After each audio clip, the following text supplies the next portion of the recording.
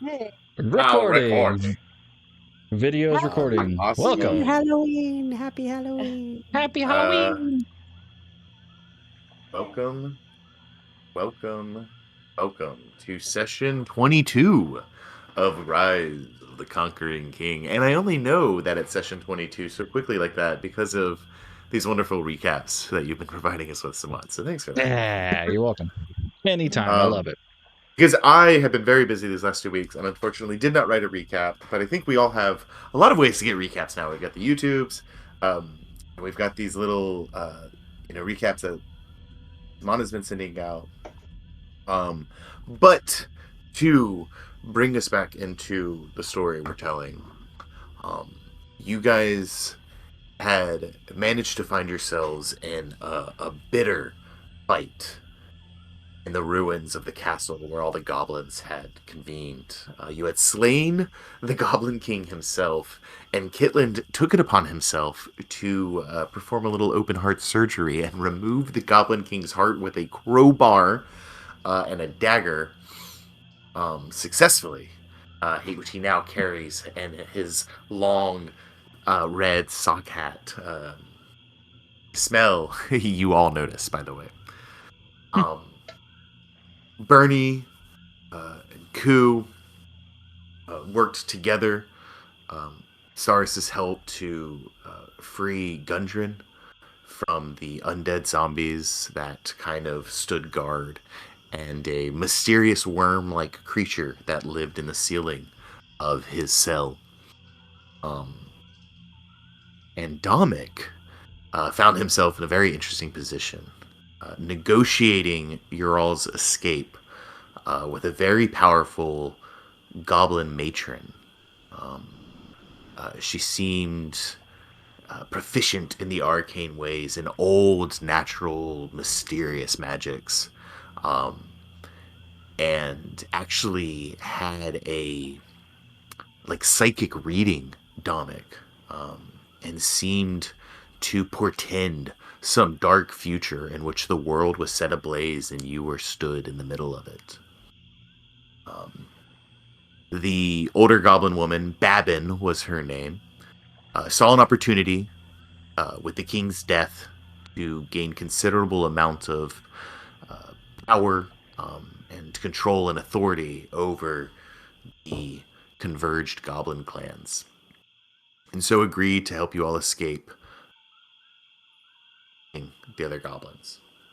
So you all reconvened with Gundren. You escaped the castle. You witnessed the owl bear causing a huge distraction, buying you all enough time to make it to the woods safely. Unfortunately, the owl bear was slain, but not before killing a few wargs and goblin riders in the process. You found Pamela. You made your way into the bog, and did not take a break, and just decided to put as much distance between you and the ruins as possible. Around midday, you all considered taking a short rest, but decided it was worth it to power through and just get out of the bog before you're considering taking any rest at all. And that's probably for the best, because around early afternoon, that was about the first time you all could hear the sound of goblin voices. They were quite a ways in the distance, but they were loud. And you all now realize you are, in fact, being pursued. Unsure if this is necessarily betrayal on Babin's part, or if this is just some of the goblin clans breaking off of the larger force now that the news of the Goblin King's death surely has spread amongst the ranks. Nonetheless, there are goblins on your heels, and the only way ahead is through this bog. So we are approaching, we'll say like 2, 3 o'clock in the afternoon. You all are getting pretty tired. You can feel the ache setting into your limbs, the weariness, the exhaustion kicking in. You woke up early this morning. You have been fighting for your life. You've been in a state of survival, of panic, of constant adrenaline rushing, and that's wearing off now as you're just trudging through thick mud and thorny brambles and these, just this awful terrain. It's hot, stinging and biting insects are gnawing on your face and arms. You're constantly swatting them away as they're trying to crawl into your eyes and your ears. Just miserable fucking environment that you're in. I need all of you to go ahead and roll me a Constitution saving throw, please. Woohoo. Oh. Your DC is 13. Oh, okay. Oh, that's not it for me. Hooray! That star is rolling a 22. Hell yeah. Wait, Oh, brr, brr, brr. how do I turn off the rolling dice in D&D Beyond? Well done, Koo. You feel the weariness in your bones, you feel the ache, and you power through it. You've all been doing this for a few days now. Actually going on a couple of 10 days now at this point. And you're getting conditioned to this kind of effort. Bernie, fortunately for you, however, you did quite a bit more sprinting than the rest of the party in a tiny rabbit form. You ran what would essentially be like a 5K for the rest of these guys. And your legs are just exhausted. And also, I think the back of your neck is like really sore too. And you kind of like, put your hand on it, just rub it a little bit. And you remember that Grick crawling onto your back and going for that killing blow as it burrowed its beak into your neck as you were in that horse form. And, thankfully, because of your druidic magics, it didn't actually kill you, but just that sensation, that pain, that memory, I think is still burned into you. And you do feel the weariness set in as you gain a point of exhaustion. Barney kind of stumbles a little bit. I thought I'd be all right, but can we just slow down for a second? She kind of moves a little bit slower, grabbing the back of her neck. Even as you ask this, Bernie, off in the distance, you hear the familiar howls and yips of the pursuing wargs. Still a ways off, hard to tell, but they're out there.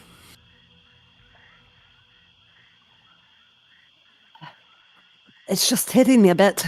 I can keep going. I'm sorry. No, it's all right. You did a lot of running.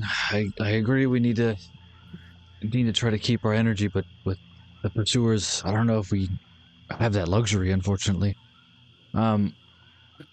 Can Dom look around and see if there's anywhere that we can kind of get some cover, or maybe somewhere to stop, and maybe even just rest a little bit? I'd say the good thing about this bog is that it is so thick. It is pretty hard to get a good vantage point too far ahead of you. Mm-hmm. But you also, unfortunately, know that wargs are great trackers through their scent of smell.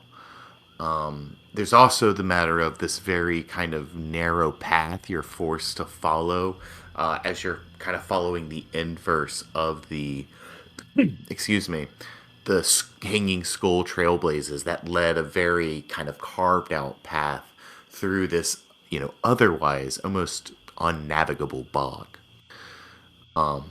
So it is a bit difficult to explore. You are kind of forced, forgive me, railroaded, one might say, on a pretty small path with a thin margin error. Now, if you want to choose to try to explore further, you might run the risk of, accidentally traversing into some natural threat, right? Whether it be fauna, flora, or just nature itself. Is it just one path, or is there a fork anywhere? 'Cause, we'll know the path back, but I'm curious if there's like a tree off on the top of a hill, or a path that we're not going to be taking. So it's a super flat environment because it is this marshy bog, and most of it is submerged in water. And there's these very narrow, muddy patches.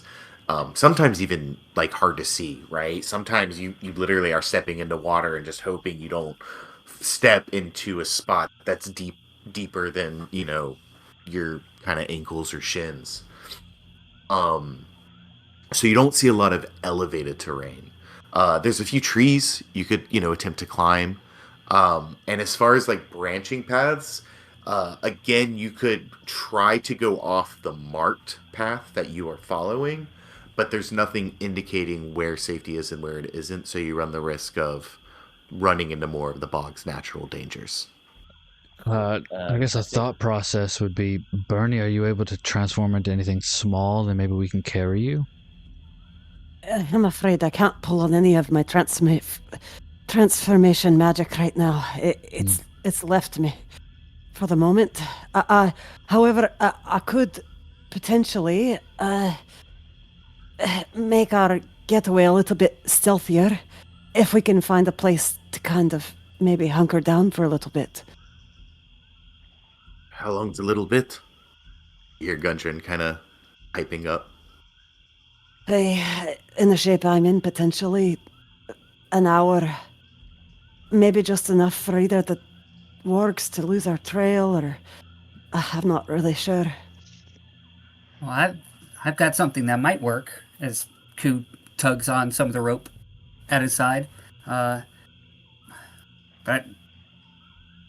I don't know if we'll have time to get Pamela up. Right, she can't be jumping as high as she did before. I'll need to get some rest before that can happen. But I do have an idea.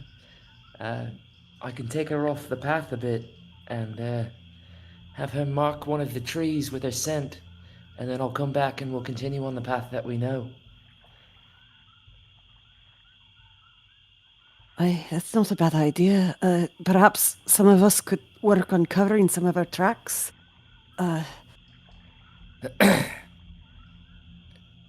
Right. Could I have some guidance? Yeah. Well, what are we doing?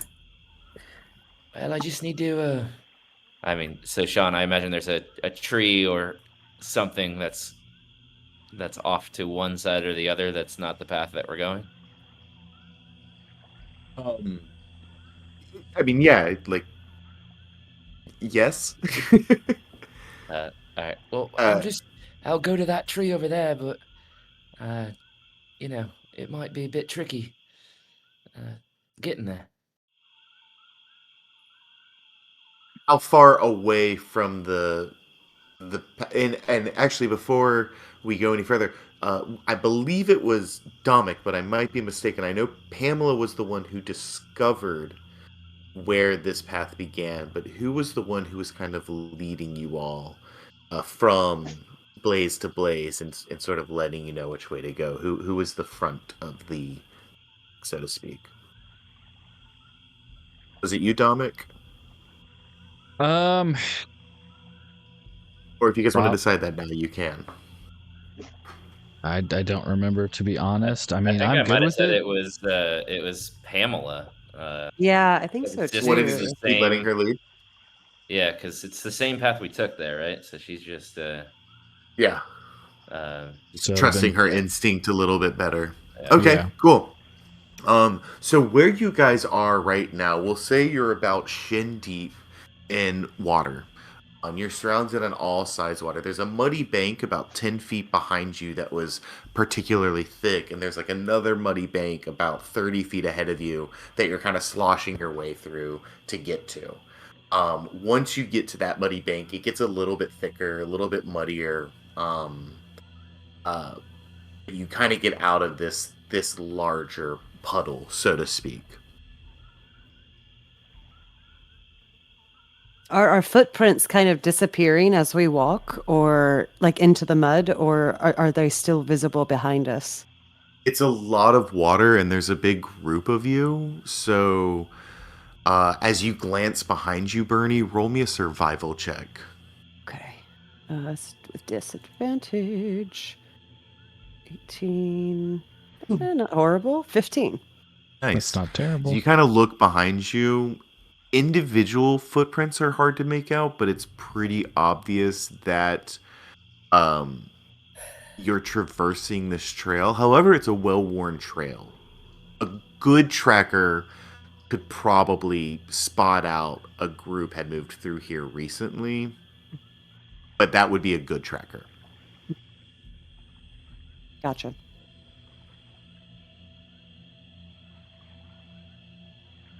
Right, and what's the plan? Are we going to try and throw them off, or do we keep moving and just hope that we can keep away far enough until we lose them? I think the plan's to try to draw them away, and we'll kind of hold out a little bit and get some rest. You hear some more Right. shouting in the background. A I'll little I'll bit set closer it. than the howling was before, but still a ways in the distance. I can set a few traps, and I'm gonna kneel down, and if I can spend the next minute casting snare, just like Okay. right behind where we were. Okay, cool. Yeah.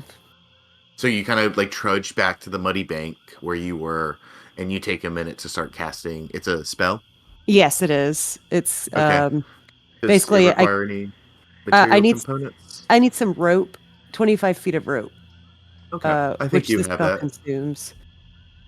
And if not, I'm sure somebody does, but just make sure you do mark that it consumed some of the rope. Cool, got it.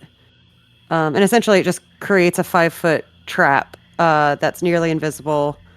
Whoever runs into it has to make a successful intelligence check against my spell save DC Cool. to find it, and if not, they get they get hung up upside down 3 feet above the ground or the floor. Okay, great. You take kind of a minute to set this spell up. What do the rest of you want to do? Yeah, I mean, I'll be looking for a tree that's Yeah, nearby, I but was gonna that's say- leading in the wrong direction. Dominic would have Okay. probably tried to find a kind of like if I'm viewing the swamp as it is, kind of like something in Louisiana where it's like gnarled trees and something like that we can climb under, try to like mask where we were type situation. Okay, kind of looking for like a spot in Lord of the Rings to like lay low off of the road a little bit. Correct. Okay. Y'all. Go ahead. Bernie's setting the snares. Let's say alarms. The snares. I think Stars is just trying to like brush off any trace of their tracks. Okay. Very cool. Kitland, you see, 20, 30 feet ahead as where this new muddy bank begins to emerge. The terrain spreads out a little bit more. And while you're not necessarily sure, which way you'll go next as you're kind of following Pamela's lead and trudging behind her, you can assume that once you get up onto that bank, whichever way she goes, you could clearly go the opposite or in a different direction and find a tree, a bush, whatever it is you're trying to mark. And you kind of make your way up onto the bank, and you see Pamela like indicates kind of off, to the left, and you can actually see one of the skulls kind of hanging from it, just the individual skulls, through a few trees where it does thicken a little bit. Your boots kind of start to sink in the mud and stick, and you have to kind of pull them up and keep moving, or you'll start to slowly sink in a little bit. But there's plenty of stuff here off off the path that you could access. So I'll mark just in my mind the skull off to the left, and then say, "Pamela, this way to the right." And I'm actually gonna hop on Pamela, just Okay. so I don't sink in the mud. Cool. You notice Pamela struggles a little bit more and, kind of pulls her hoofs out of the mud, but you're still able to ride her. She gets caught every so often and is able to shake it off and keep moving. And starts to go away. And you see she kind of pulls a little bit. You have to kind of fight her stubbornness just a tad to get her to go off the path that she clearly wants to go to get out of here. And at this time, Dominic and Stars, you kind of come up on the bank together. You see Caitlin hop on Pamela and guide her off. And Dominic, you see that it does get a little bit thicker in this area. There might be some better places to hide if you want to roll me a survival check. And Stars, how do you want to try to like clear up your tracks? The puddle that you just walked through obviously cleared a lot of them. There's some on. I guess I misspoke. You don't necessarily have to come up on this bank with Dominic because there's some tracks back where Bernie is leaving her trap, or you could try to. I don't know if you want to continue in the direction of your party and start to clean up those tracks to hide where you came out of once you came into this puddle. Yeah, I think Stars is using Mage Hand to kind of brush Okay. the dirt where they've gone. Okay. Just like spreading your mage hand down on the mud to like smooth it out a little bit. Uh-huh. You're making Making mud mud pies pies. with your mage With hand. yeah, a little bit. Pat, pat, Roll me a pat, sleight of pat, pat. sleight of hand check. Okay. Okay, 18. wow. Mhm. I think you do get a little distracted and have a little bit of fun Immaculate mud pies. in making your mud pies, but it is effective in kind of masking uh, specific tracks. You kind of notice Bernie pointing out, the marks you were leaving behind and took note of that, and so now it would be much, much, much harder for anybody to track your specific tracks. This is obviously well-worn path. But now you've just kind of disturbed the evidence, so to speak. Bernie, you finish kind of, setting up your trap if you want to rejoin the group. Mm-hmm. And yeah, Kitlins, go ahead and find yourself a bush to pee on. I'm actually, I wanted to do like the bear thing of like getting up on her hind legs and rubbing her back on a tree. Yeah. Yeah. She kind of bucks you off in the process. Yeah. Whoa! And you like, your butt falls in the mud a little bit, and you have to brush it off. Yeah. All right. Yeah. Mark it real good. Have a pee if you will. He does that.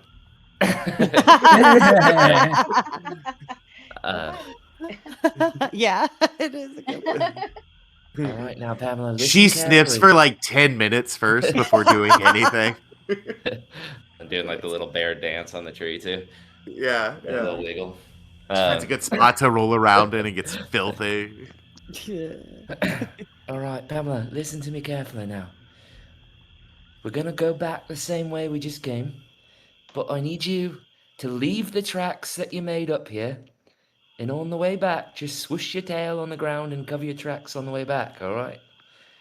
And we're just gonna try to. I'm gonna try to like ride her, 5 feet to the right of those tracks, and just have her, sort of like swishing her tail behind her on the ground to try to cover her tracks that head back down to where we're going after she's marked it.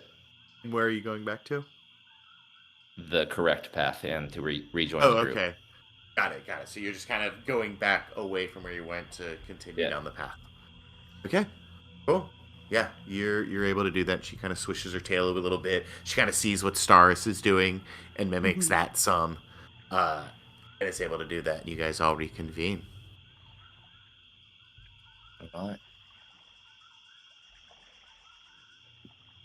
Well, Right, Dominic, so what are we? did you find a spot? Or should we continue on? Oh yeah, Dominic. I'm sorry. What was your roll? 7. 7. So Dominic, as all this is kind of going down, you're kind of trekking through a little bit. Same problem. Your boots, sticking in the mud as you have to fight it somewhat. As you look around a little bit, there's a chance you could hide, but the terrain itself, if found, again, getting out of their sightline isn't going to do you guys too much good because the warriors are relying on their nose. This terrain would just suck to fight in. And as you kind of look around and see all the efforts everyone's making, and you realize your own tiredness and you're just worn out from the battles you've already been in today. You don't know the numbers. You don't know how many are pursuing you. Nothing around here looks like a good place to hang up and fortify, in your opinion. With a 7. It's fair. Honestly, this isn't going to be good terrain, even if we were to hold up.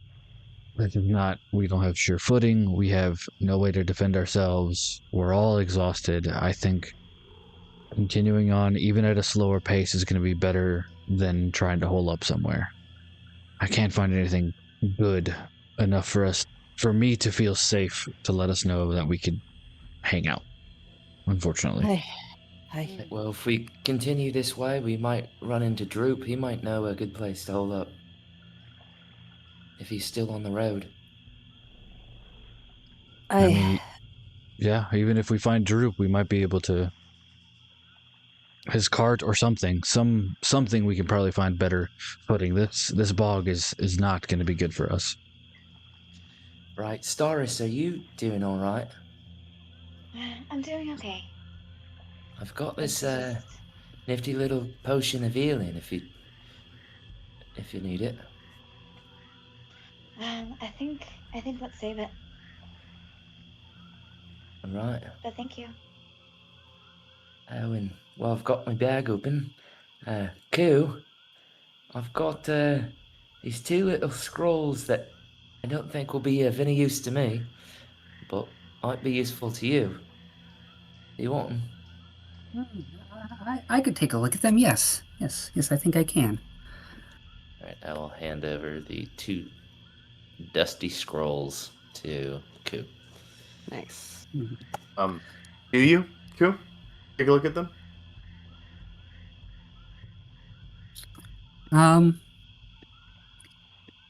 No, I'll put them in with the other stuff right now. Okay, cool. You have quite a little bundle. Awesome. I guess I'll see that happen and just kind of as an underhand, it's just like, remember, I can identify things when we have time to just sit and think about things, but right now, we should definitely keep moving. I look forward to when we can start thinking about things again. Yes. Yes, You can say that That again. time will never come. Before we get moving, I just want to check my little hobo lunch sack thing that's tied on the end of that stick. And if you remember, I wrapped the end of it in a leather pouch and pulled that over the hat too, for some double ply action. Is anything funky happening with my little package? Roll me an investigation check, please. Not his little package. 11. Nothing says. You give your hat a once over. It's pretty saturated. I mean, the tip of it is very stained. It's dark with blood and gore. And as you inspect it very closely, it's kind of hard to see, but as thoroughly as you check, as far as you can tell, you don't see any tears or any signs that anything could have gotten out of your hat. Right, anybody got a glass jar or jug? Anything like that? And you did kind of have it in that leather pouch too. I think you double bagged it at one point. I did double bag it. Yeah.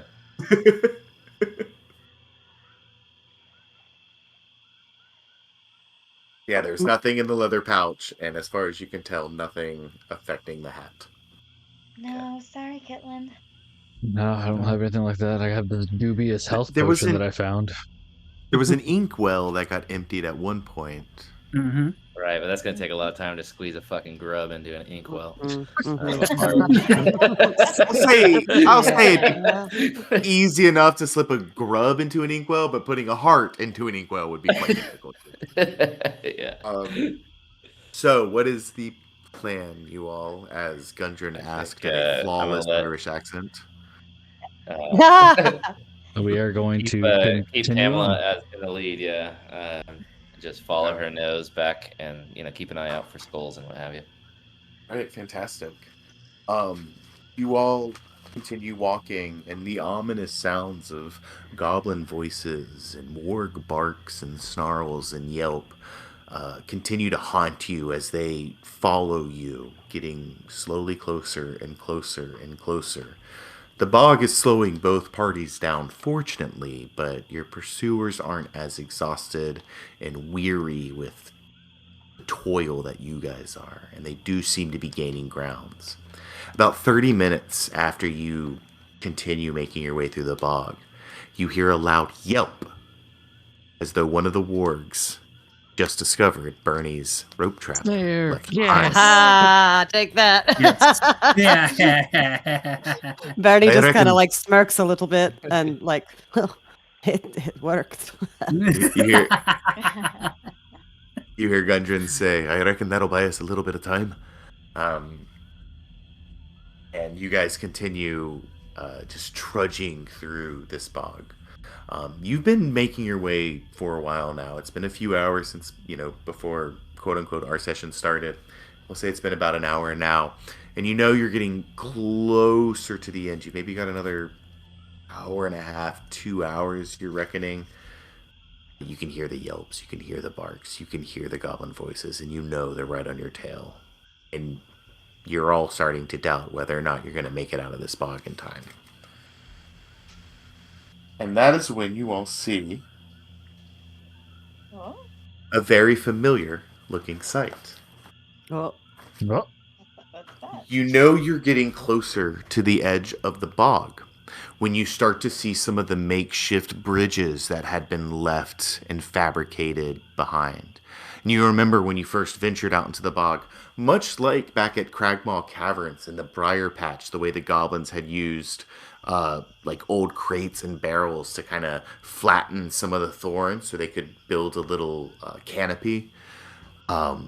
It seems goblins have used whatever found materials they could to carve out little bridges across some of the swampier, wetter parts of this bog. And Bernie, you I think notice it the most, as it definitely makes travel a little bit easier.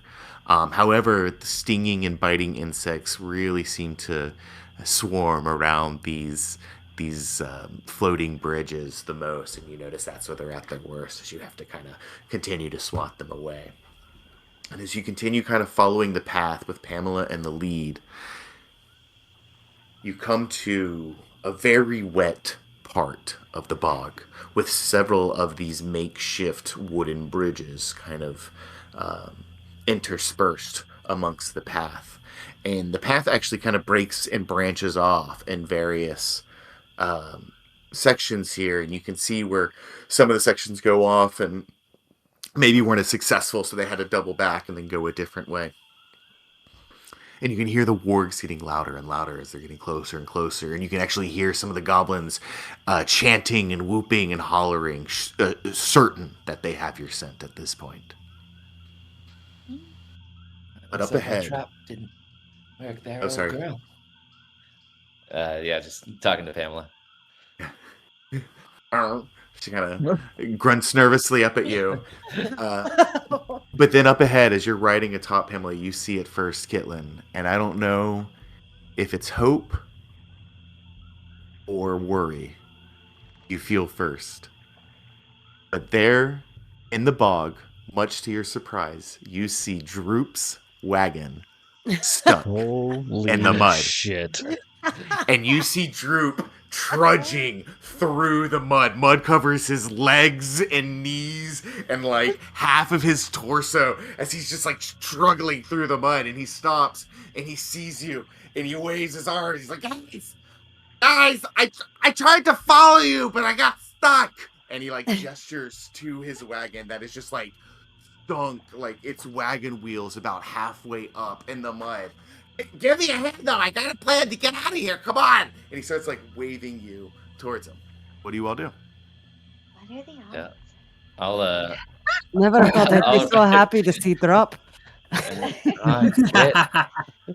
I'll ride up to him.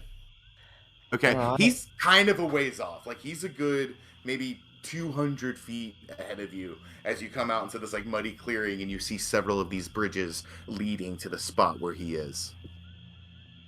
Okay. I'll still, trot along up to him. Okay. We'll go ahead and move you guys over to the map. Oh, battle map. Yeah. It's just a map. It's just No, don't like that. Oh, don't like that. It has squares on it. That squares on it. Just a map. So this is where you guys are. And I'm gonna go ahead and let you now control your characters. Holy shit, this map is so large. Don't God.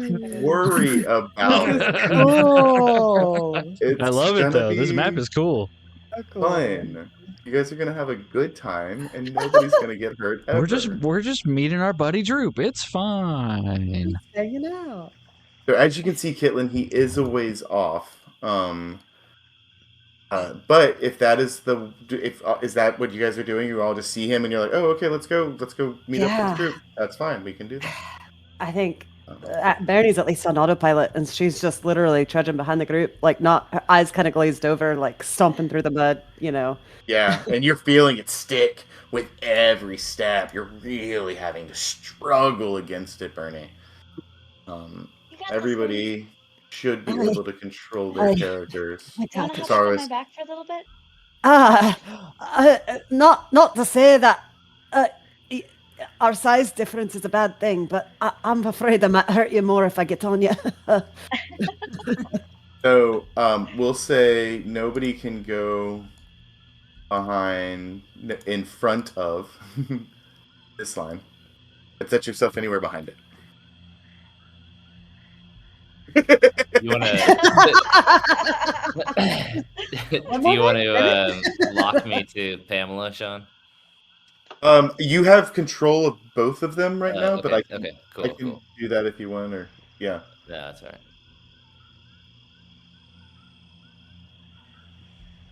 Yeah. And I that's right. think Kitlin will put you on top of her for now, but just knowing that you're kind of both occupying the same space. But here I can do this guy actually. Man, this map is big, guys. That was It's cool. And then group. All right, move yourself, Kitlin.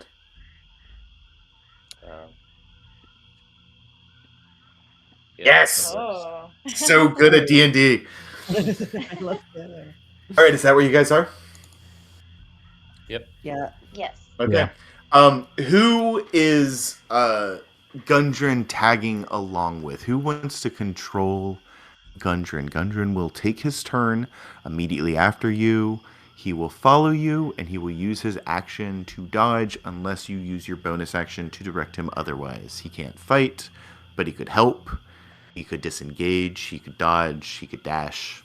He could do those types of things. So who would like to be Gundren's babysitter? To be honest, I'd probably say either Ku or Bernie. Trying to keep him as far away from the front lines. Dom is going to be in the front if anything goes down for sure. I think, yeah. I'll do it. Yeah, Cool. and Okay. I'll reach out to Gundren. As far as we know, the noises are coming from behind us, correct? Correct. not They forward. are coming from very, very close by, Kitland. And actually, as you pause and kind of scan the surrounding, because it's been about 10 minutes since you've last heard anything, you hear a snap as a twig breaks just a few feet away. And several wargs with goblin riders appear. No. No. No. Oh my gosh. Oh, I'm going to shit. need everybody to roll initiative. Oh, As my God. you guys see Droop, and he's like waving you all, and you're like, all right, guys, let's go. And you start to go, and all of a sudden you hear like a twig snap. And Kitlin, I think you hold a hand up as you hear it first and turn to look, and you see just like several wargs coming, like covered in mud with goblins on their back, all being led by a bugbear atop a warg.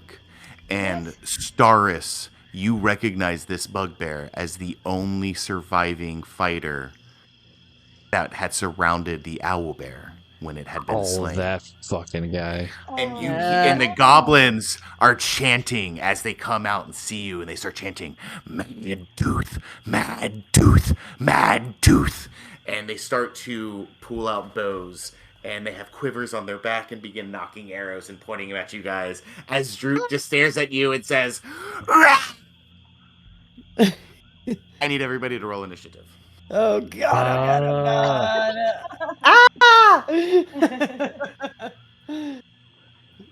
Damn. That doesn't look good. Mhm.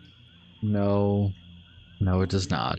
You guys said you liked encounters, so I've got Yeah. a fun one for you. I also like sleep. Damn it! That comes later. You're level 4. You can handle I'll it. sleep when I'm dead. Right. This one has a fun spin. Does Ooh. it? I know. I mean, This- that's a lot of fucking wargs. Holy shit, dude. Did anybody get higher than a 20? I did. Oh hell yeah. 21? Yeah, Yep. Ku got a 21. Look at you. Anyone get higher than a 15? Nope. Higher than a 10? I got a 13. I got an 11. And I got a 10. 13 was Kitland. Yep. 11 Dominic. Correct. Staris, what's your dex? Dex is +1.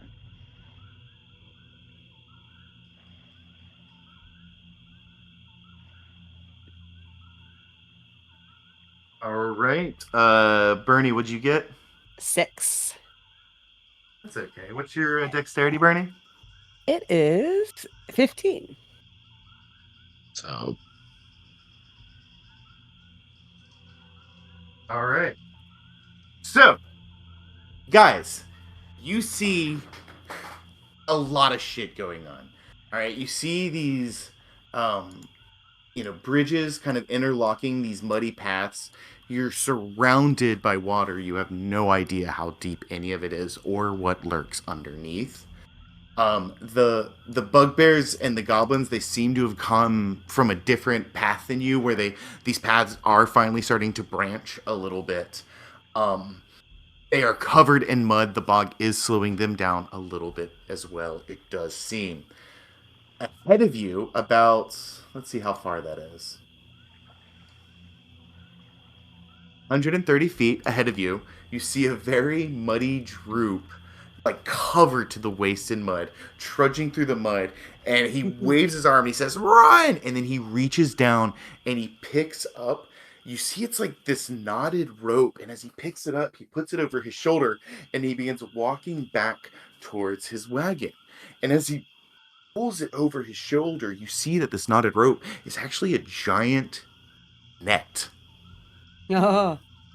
He is walking past his wagon, you see, and past his wagon, you see there is a tree right here.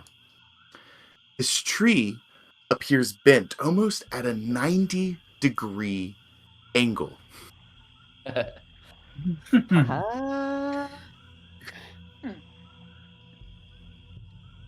Who, you are up first. What do you do? Oh, also, one more note. So sorry. When you start, or I'm sorry, whenever you attempt to begin your movement for your turn on the mud, I'm going to need a dexterity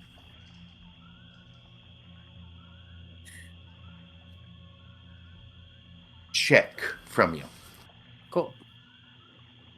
Okay. Alrighty.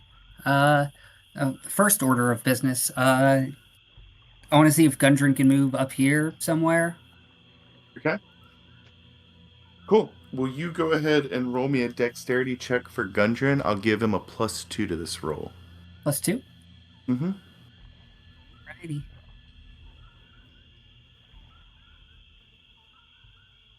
Okay. 15 all day. He will pass. Nice. His move is... Bernie, what's your move speed? 30. His move speed is 30. Where do you want him to move? Cool. 5, 10, 15. To this spot right here. 25, 30. Beautiful. Nice. I'm going to try and hurl a firebolt over across the way. Okay. Yeah, try and go this guy. Okay. What's your range for Fireball? It's like 60, isn't it? 120. Oh, yeah, you're good. Oh, yeah, actually. It kind of matters in this fight. Okay, And go me. hurl it. 18. That is going to hit. Nice. Let's do a little bit just a little bit fire damage. Just a little bit. That's okay. And now I will try and move to this spot right here. If I can dex roll. Dex check. Dexterity check. Cool.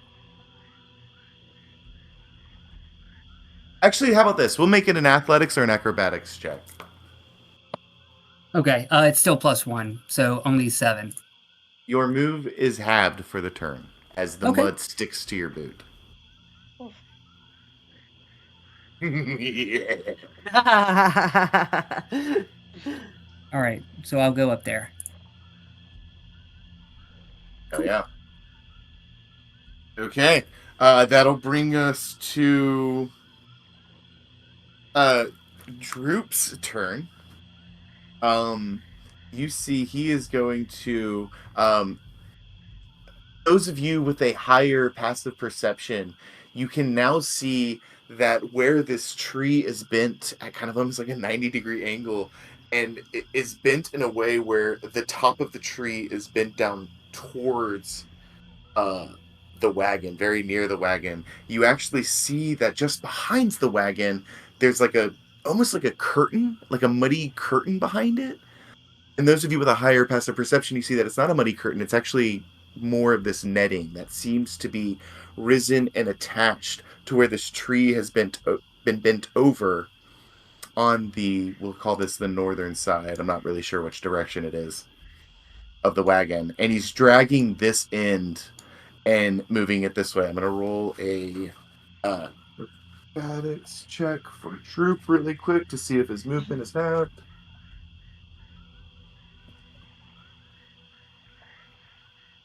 It is not. So he will get 5, 10, 15. You see, he gets to like right here, and kind of disappears behind his wagon. And that will end his turn. Up next is going to be Kitland, then Dominic, you are on deck.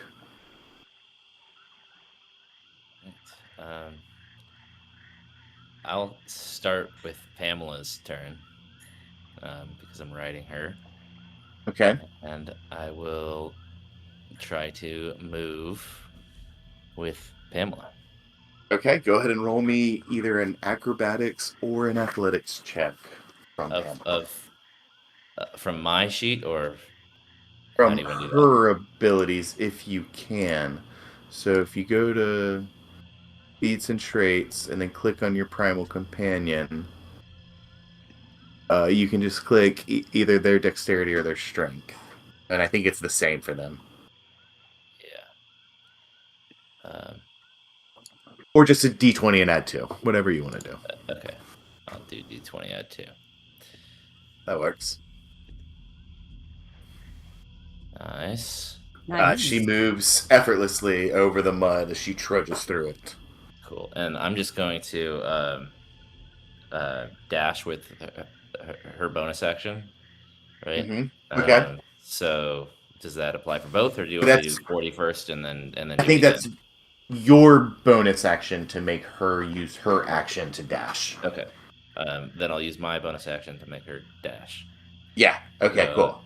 5, 10, 15, 20, 25, 30, 35, 40, 45, 50, 55, 60, 65, 70, 75, Jesus 80. Christ. Goodness.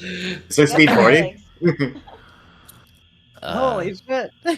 I wish there was a straight line through that fucking little gap. Yeah, right? I was gonna say, yeah. Tap on the box. No, I'm just kidding.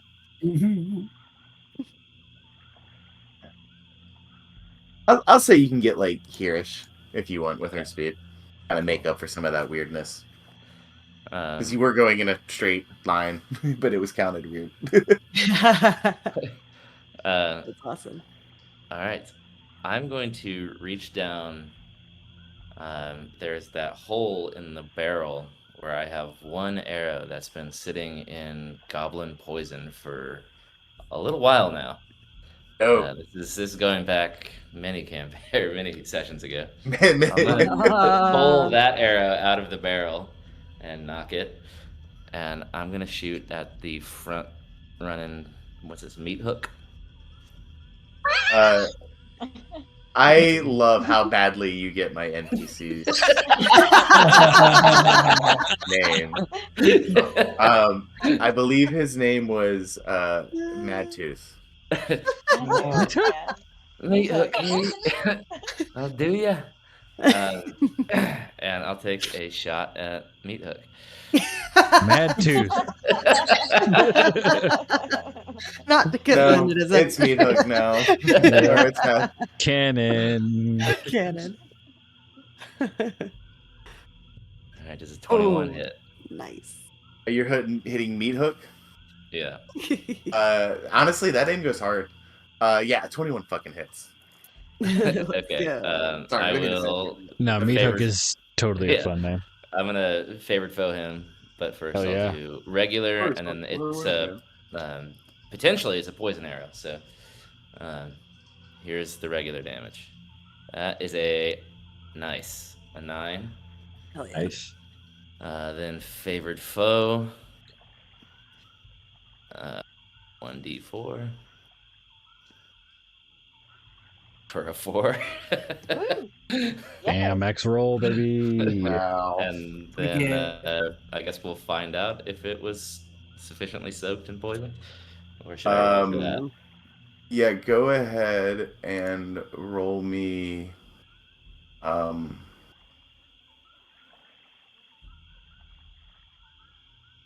2d6. Damn.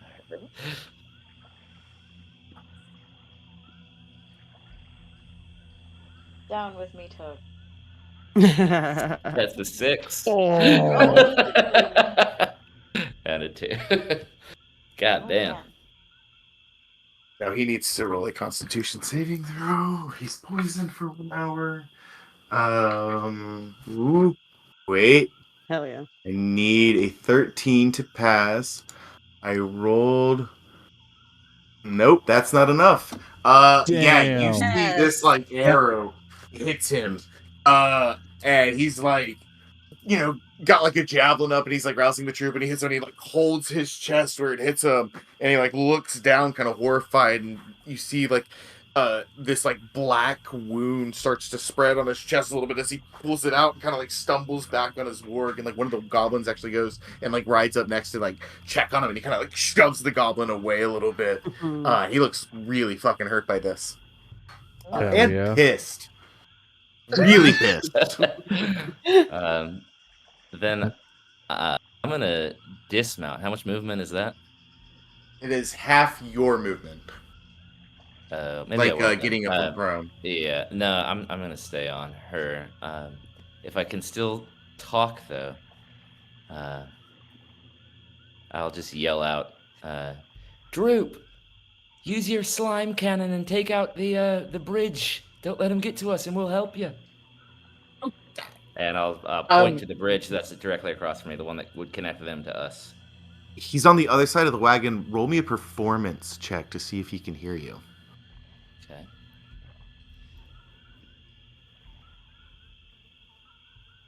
That's an 11.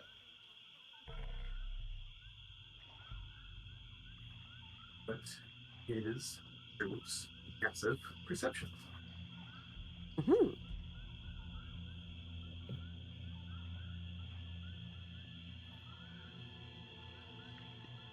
What was that? Looking up Droop's passive perception. You hear from behind the wagon, a little busy at the moment, but good idea if, shit, fuck.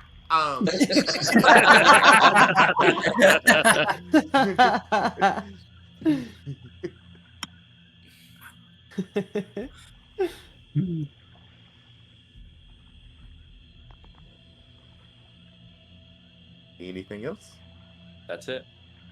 Boy, I Um, maxed out just about every freaking dice roll there. Knock on wood. Yeah, Hell you that yeah. was did. that was nice. Great. All right, that brings us up to Dominic. Your turn. All right. Staris, you're on deck, and Uh, then maybe some of my things will go finally. you said athletics or acrobatics at the top, right? If you're trying to move, yes. Oh yeah, I'm gonna try to get out of here. So athletics. 8. Half movement. Cool. Your movement is halved for the turn. All right. So 5, 10, 15. Kind of just move this way, just trudging through this fucking mud. Mhm. And that'll be it. It's my turn. I got nothing. You can dash if you want. Would dash be Or- half movement as well? Well, so you would get to move your speed again, and I mean that would be halved, but it would allow you to at least move your full speed this turn. No. Yeah, I'll know what I mean? dash. So another 5, 10, 15. Get here. Trying to get Okay. bottleneck this place Trying and to- make sure. Yeah. Catch up with Kitlin, who just barrels past you. Mhm. You see Kitlin fire an arrow back at the bugbear. You see Ku hurl a firebolt as you run past him. You just kind of take in the swampy aesthetic as you just try to power through. You hear Kitlin call out to Droop and try to make sense of what the fuck it is Droop is doing with this bent tree and this net that's starting to get pulled over his wagon. And that will bring it to Staris' turn. Yeah, let's run to Drew. Who's Drew? I am Droop. I am Droop. All right. Stars will attempt to dash away. Athletics or Is it- acrobatics? Yep. Cool. All right. We will do acrobatics.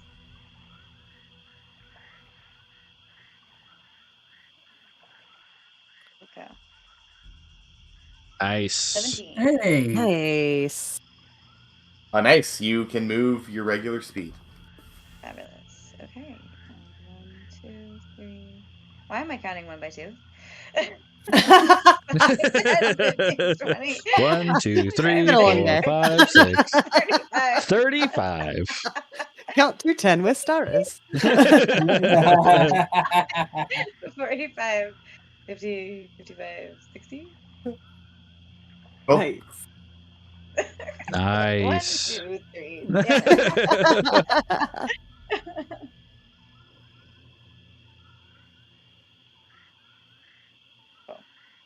Damn it. Staris. Yes. Staris, what is your passive perception? Passive perception is 12. Okay, cool. Anything else with your turn? I hate that. I Love that believe question. that is it. Okay. Uh, That will bring it to the goblin's turn. And you're gonna see as one of the goblin kind of rides up to the warg here, or to the bugbear here, and he kind of shoves it back. He just says, and they are gonna start riding towards you. So this one is gonna go 5. No, wait, actually, what is my speed? I think it's that. Oh, that's a dope speed. But they wow. gotta pass their thing first.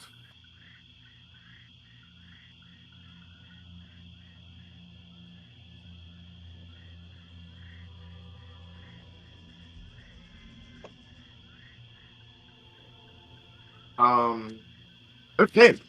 Only one of them failed. Oh boy. Did fuck, Meat Hook? What's his real name? Meat Hook. His name's Meathook now. Yeah, It was 100%. always me. Nobody tell him. Yeah, he should have disadvantage on his check, right? 'Cause it's Meat Hook hasn't gone yet. This is just the Gotcha. goblins, not the Howdy Doody boys. How'd I do? Sorry, this is just the goblin, not the guy. All right, they have a range of that. So I want to see. I'm sorry, guys. You're good. I don't want you guys to see what I'm measuring. I have a stress ball in my hand right now that's super squishy, and I'm like making it into pizza dough. I'm so stressed.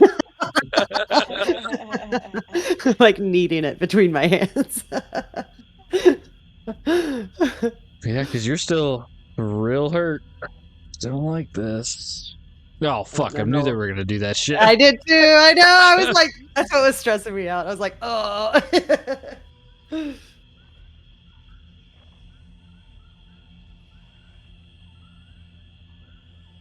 Ooh, pincer maneuver. Pincer. Cancer. Pincer. Don't split the party.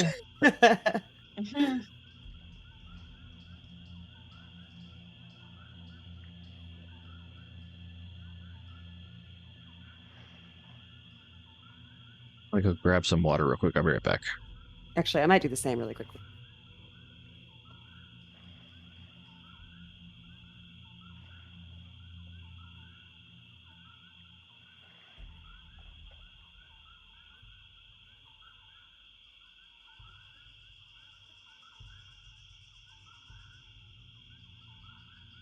Okie dokie.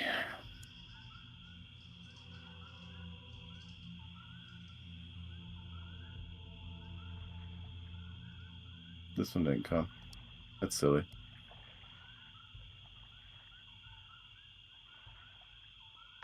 Oh boy. Let's see. Dominic, you got 2 arrows coming at you. Doris, you got 1 coming at you. Mm.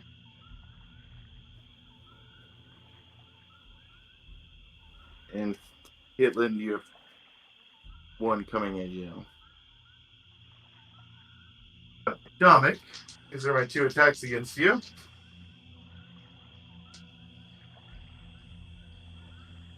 That is a natural 1 and a natural 19, sir.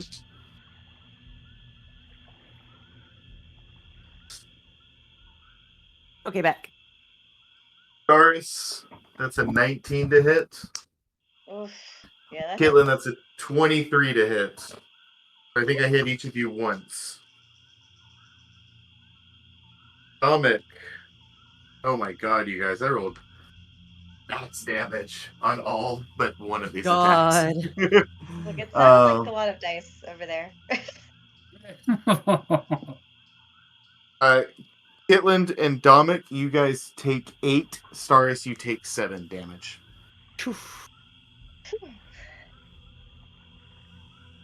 Oh, did we still have the temp hit points? Because I had that on my screen. How long do they last for, Bernie? I think they only last an hour. No, they last until like long rest. They don't go away. If they last until they're used, then dope. Yep.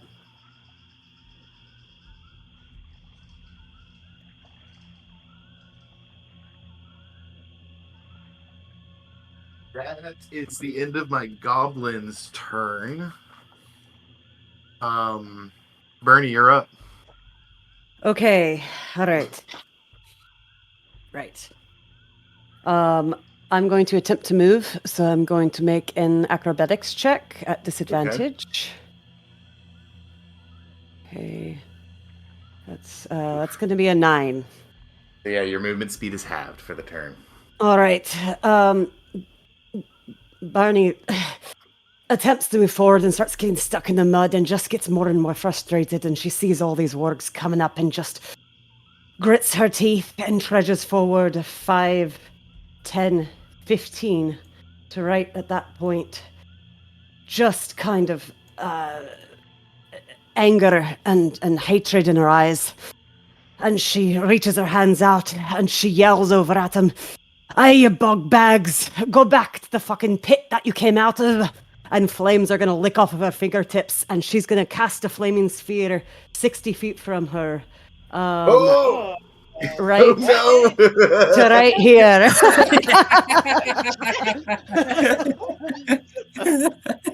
So this giant orb of flaming white fire emerges on that middle island right in front of them. And any creatures within 5 feet of it have to make a dexterity saving throw or take fire damage. How big is it? It's a 5. It is 5-foot diameter sphere of fire. Any creature that ends its turn within 5 feet of the sphere must make a dexterity save. Okay. If they save, they take half as much damage. And where did you want it? Like right there? Yes, I do. Cool. Actually, you know what? Can I do that? Is that warg occupying this space? Which one? The one, I don't know if you can see my ping. Yeah, you could put it here, but you couldn't put it in any one of these 4 spaces because they're large.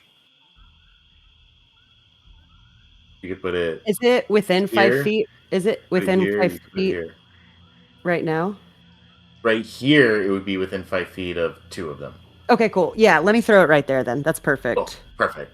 Okay, great. Yeah, so that's going to emerge. Any creature, the creature takes 2d5. Wait, last duration. Any creature that ends its turn within 5 feet of the sphere must make a dexterity saving throw. I'm just trying to think. Nice General flaming sphere. dodge. Hell yeah. All right. Okay, Does it bonus have- action. Yeah. Cool. Bonus action, I'm going to attempt to ram the sphere. The sphere ignites flammable. Sorry, I'm just trying to figure out how to damage this turn.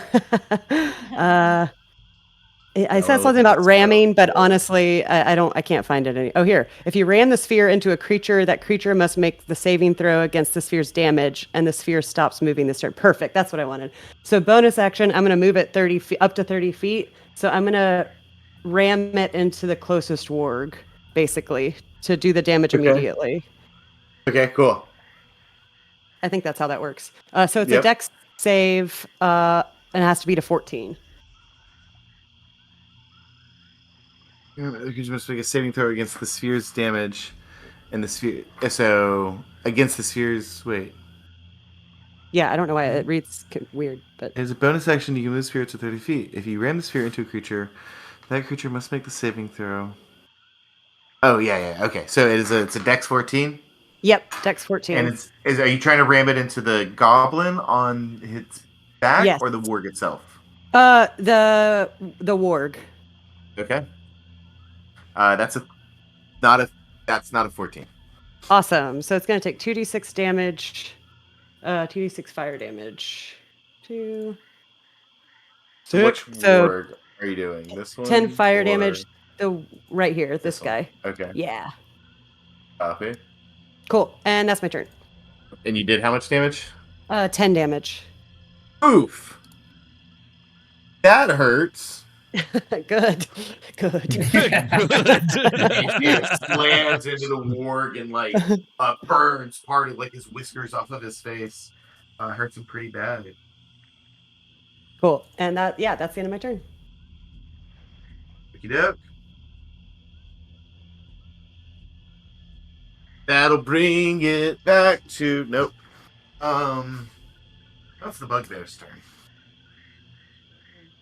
Bugbear pulls this poisoned arrow out of his chest and flicks it on the ground. Can he even do anything? He's a little bitch.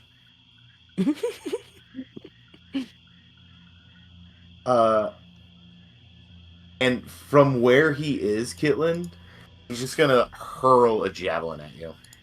Oh. Damn. At disadvantage? It is with disadvantage. Does a 10 hit you? It does not. It like lands like in the mud behind you as you and Pamela round the corner. He just like screams.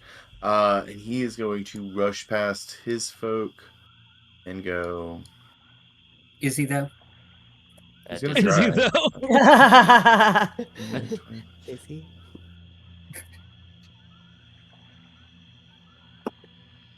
And kind of get like right in here in the middle of them. And that was at Oh, disadvantage too? Squeeze together. The That dexterity check. is right. Even with disadvantage, he did pass. Damn. Yeah, he already had disadvantage on the throw because he was out of range. But he also had disadvantage because he was poisoned. Double disadvantage. Cool. That's the end of his turn. That's gonna bring us to back to the top. Coop, Did you're up. Gundren get a turn? Yeah, Gundren went when Ku went. Oh, in the that's right. first- Okay, I first thought he round. was attached to Bernie for some reason. All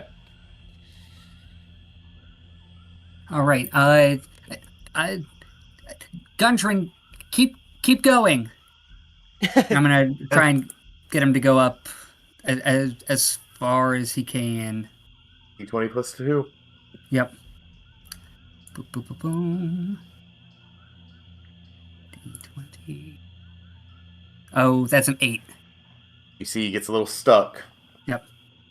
That's okay. We'll make it. So you can only get about 15.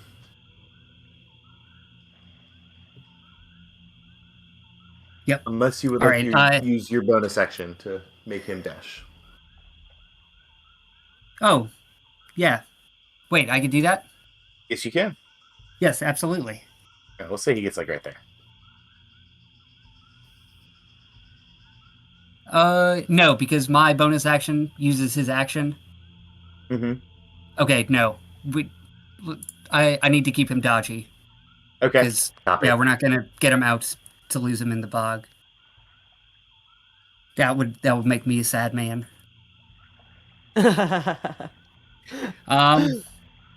Yeah, let's try and hurl one at boop. This guy. Goblin? Firebolt one more time. I like your thinking, Bernie. Yeah. Dirty 20. Oh yeah, that hits. 3 points of damage. Solid copy, and that's this goblin, right? Correct.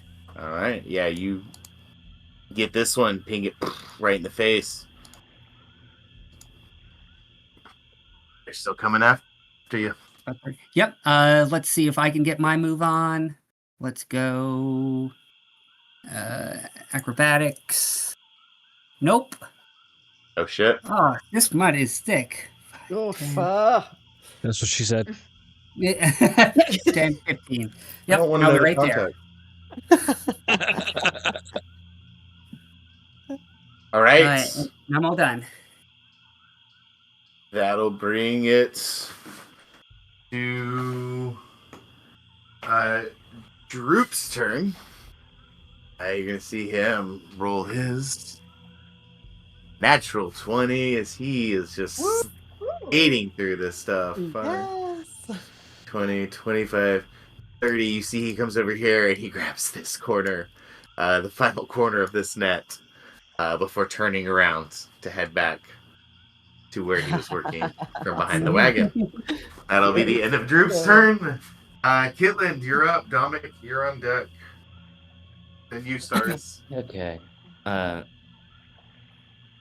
How far in D&D can you just like throw a thing, like an improvised thing? Is it 20 feet? Without looking at the rules in front of me, I will say, I'll say 30, 60. Okay. So like 60's disadvantage, 30 is. Yeah, 60 would be like the max you could get, and I any. can go diagonal with throws. We can use the tool in Roll20, Oh. which I The think, ruler tool. yeah, it Okay. doesn't. Yeah. I Okay. forget it. That's so you can see my arrow. Yeah. That's where I'm aiming for the water right here. I'm gonna spin the little stick with my hat on around Mm-hmm. and grab the heart. I'm just gonna, with the short sword, cut off my hat and the leather bag, and I'm gonna throw the heart into the water. Oh my god. Right there. Like, Okay. Well, and Hey. play. Let the infestation spread far and wide. All right. Everyone, give me 2 seconds. I feel You like you are- just you threw are them into seriously- the. You're creating an apocalypse beast at this point. Yes! Like, you have to be. You just threw the grubs into a breeding pool, basically. How many are in there? I think it was just one. I hate to give it up, Okay. but I think there's sea monsters or something, so maybe just bronze, but I want to make it difficult for them to cross as well. You're gonna level up to a sea monster next. Okay, cool. That works. You gotta go fishing with some live bait. I mean, yeah, you're not wrong. Yeah, But there you go. At this point, what's the live bait? Is it going to be the wargs or is it the grubs? Little bit. Right. A little bit of both. well balanced meal. Yeah. Oh my god. Thank you for your patience. And you can Okay. blame Joe for all of this. Kitlin, not Joe. I mean, You can blame Kitlin end, for all of this. in the long run, the DM is the one that gave him this tool to Right, use. right. Hey, I'm innocent in all of this.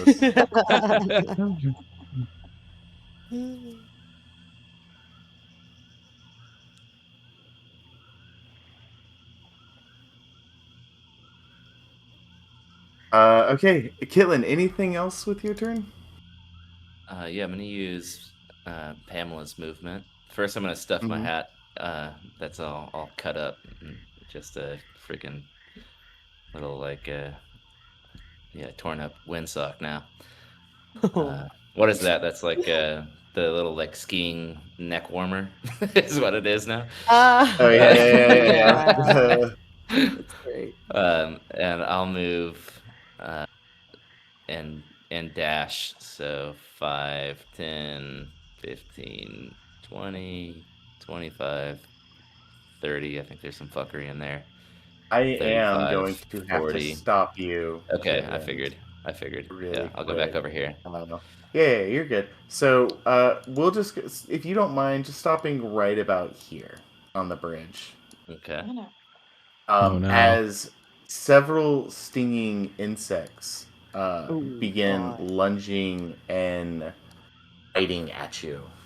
Awesome. These are Love those. surges. So as you pass through their Oh, space, they're going to take opportunity attacks against you. Okay. You can stop moving the second you take damage, or you can continue to move. I'll leave it on you. So the first one will take an attack at you if you attempt to move. Does a 16 hit? It does. Okay. You will take 4 piercing damage, Jesus Christ. and the surge attaches to you.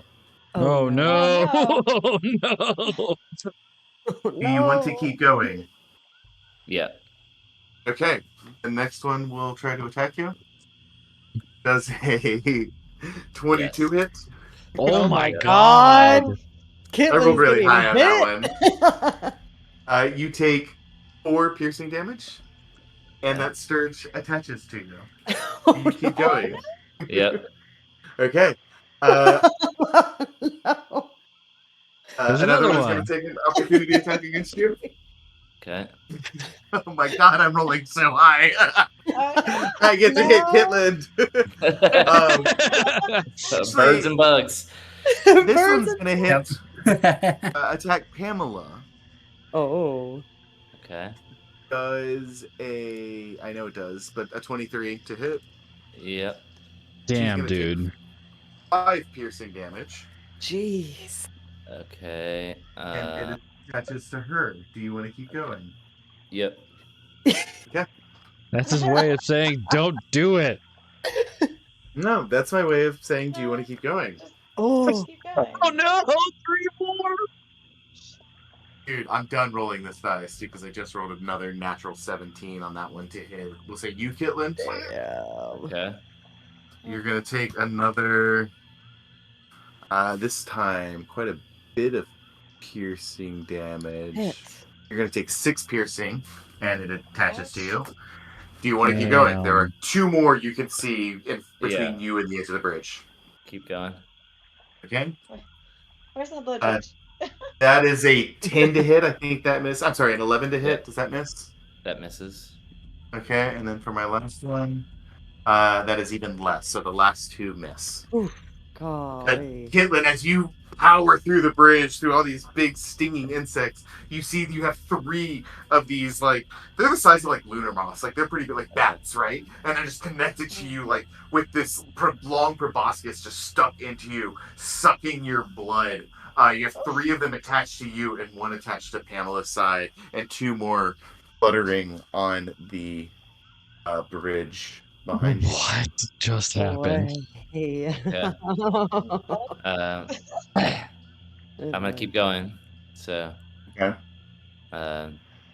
so what do we want to call this? I started, at the beginning of the bridge. So, Right, like here, right? yeah. So 5, 10, 15, 20, 25, 30. Let's say that's 35, 30 40. right there, Okay. where you are. Like 30, 35. Okay. I'm playing fast and loose with the rules. Yep. So 40. Mm-hmm. This is the new movement. So 45, Mm-hmm. 50, 55. I'm going to stop you right there. Oh no. Oh my Because a god. few more Sturges are also on this bridge as well. Oh my gosh. So come on back to the spot for me. And that was, I think, 50 we said? Like right here? Yeah. 60 to the end of Okay. the bridge. Yeah. Okay, cool. So you see this one comes for Pamela. And that is going to be a 18 to hit Pamela.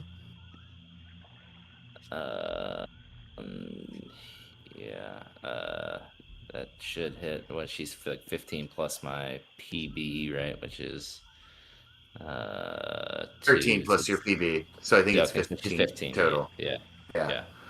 So that does hit. She'll take 5 piercing damage, and it's 6 to her. Do you want to keep going? 5 more. Yep. Keep going. Okay. Another one attacks Pamela. That's gonna hit. Another 6 piercing damage, and it attaches her. Do you want to keep going? Yep. Man, he is tanking these Sturges for you guys. Dude. Holy shit. I can't help but 60. laugh at like what Oh this my would look like though. There's Yeah. 3 more here. Yep. Keep going. Does a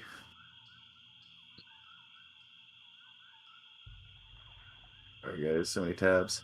Does a 15 hit you, Kitland? Yes.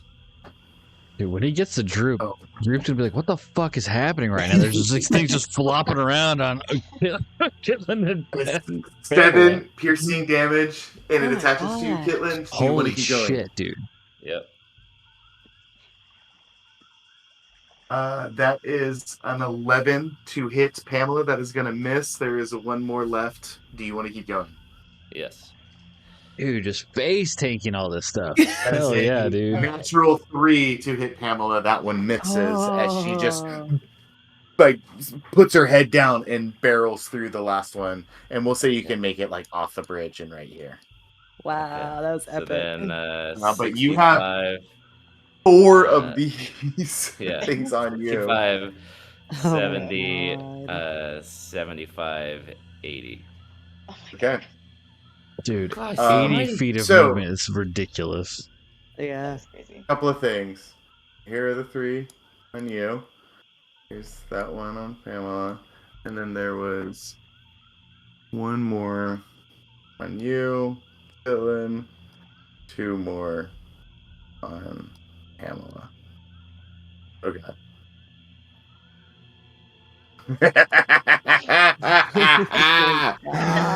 Jesus. As you get up close, Kitlin, you can now see exactly what is going on. Using a chain and some kind of like crank mechanism, Droop has pulled the top of a tree almost in like a full like arcing parabola all the way down. He is now somehow managed to drag and dig this net underneath the wagon and is now attempting to tie the net to where he has the tree lowered into like a loose slip knot Oh as a no. way to get his wagon unstuck. I'm almost done. I think I can get us out of here, he says as he grabs the last corner of the net and begins dragging it back to where he has them all tied up. Hurry! Anything else with your turn? Yeah, I'll just say to him, right, but slime cannon. Be using that first. It's Right, in the we'll back. help you. Help yourself. No, you use it. I'm Okay. covered in bugs. And it's Covered like in puffing bugs. and puffing. I'm turning it up, not too much. And as you two bicker, that'll bring us to Domic's turn. Oh my god. I mean Domic's just gonna keep moving, so I'm gonna I watched all of that happening just going. I mean, that's one way to do it. Domic's gonna continue moving, so I'll do an acrobatics this time. Nope. All right. Oh no. shit. So 5, Charging 10, along, my guy. 15, and then dash 5, 10, 15. Okay. Yeah, that's where I am. Cool. This sucks. Yeah, the med's pretty thick. It's true stars. And you just hear the Don't lose your beard. Domic, what's your passive perception? 14. You see out of the corner of your eye as you kind of, find a little bit of brevity in this dark situation with Staris. This beautiful, like 7-foot tall trifrond flower. It's 3 different colors. It's like purple, orange, and yellow. It catches your eye. It's beautiful here in this otherwise kind of murky and sort of dismal swamp. And it looks like it moved. Is it this right here? Yeah, it is. Okay. It's actually this right here. Cool. Ah. I'm gonna kind of, while laughing and just like making jokes about what just happened and walking through the swamp, I see that and I'm gonna go, Staris, plants don't move, Yeah. right? Not the ones that I know. Well, this one did, That's not good. and that's gonna be the end of my turn. Nice. That brings us to Staris' turn. Let's get out of here. Stars is gonna try to dash. Let's see, acrobatics. Bernie hasn't even made it past the starting line yet, y'all. I know. Nope. No, Sure haven't. I feel bad. Okay, what's D&D without a little character death? All right, Just 15. spicing up our lives. All right. And of course, it's the one that's the healer. So whatever. You can move freely, Stars. They'll be fine. Remember what I said about never balancing any of my encounters ever? Yeah. Just come back as a death domain cleric, then we'll have lots of fun. Oh shit! Yeah, there you go. Yeah, I think let's get out of here. Let's get out of here. 10, 15, 20, 25, 30. So I see these little buggies. You do. They're all. They were kind of just like sitting on the bridge as Kitlin and Pamela rode over it, and he sort of disturbed them and kicked them up. Maybe even some are striding along the water a little bit, as that's where they seem to live underneath some of the boards. But now they're swarming quite fervently as they've just been sort of kicked up and disturbed. Okay. Well, let's see. Slime monster does.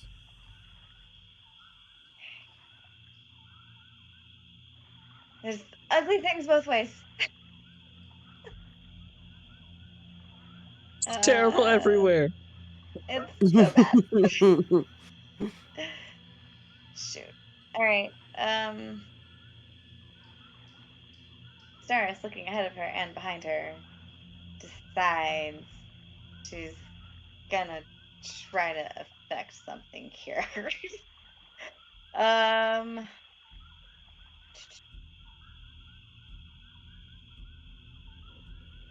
And she starts throwing insults at these little tiny bugs. Yes. Like tiny and Cat's vicious mockery. Okay, what Nice. type of save do I need to make?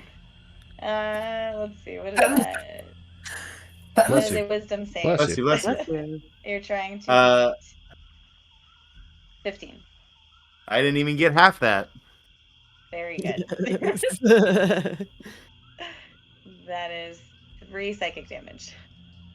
It tries to fly at you angrily and like loses control and falls into the water and drowns itself and dies. Oh God! Dara shouts. That escalated so fast. You insulted my mosquito to death. Congratulations. Yay! Alright. And then Staris' turn. All right, that's gonna bring us to a flower's turn. Oh god. Oh fuck! Oh no. Oh. And it's just gonna slowly inch towards you, Hate Dominic, that. as you notice it moving, and it just kind of like lurches its way towards you. Oh, hate that. Will you make a Constitution saving throw God for me? As all of a damn sudden it. the air around you begins to smell very sweet. Oh no. Yes, I could definitely make a Constitution saving throw. Does a 12 help me?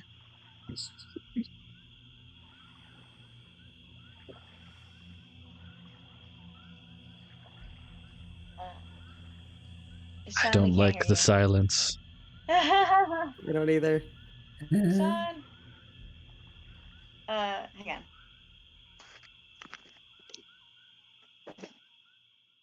The suspense. It's killing me. I'm dying inside. Oh, I can't, dude. I'm under half, so I'm still bleeding out at this point. So this is Yeah. not going to be great. Yeah. I know, even with the hit points from the level up, it's like still Mhm. sketchy.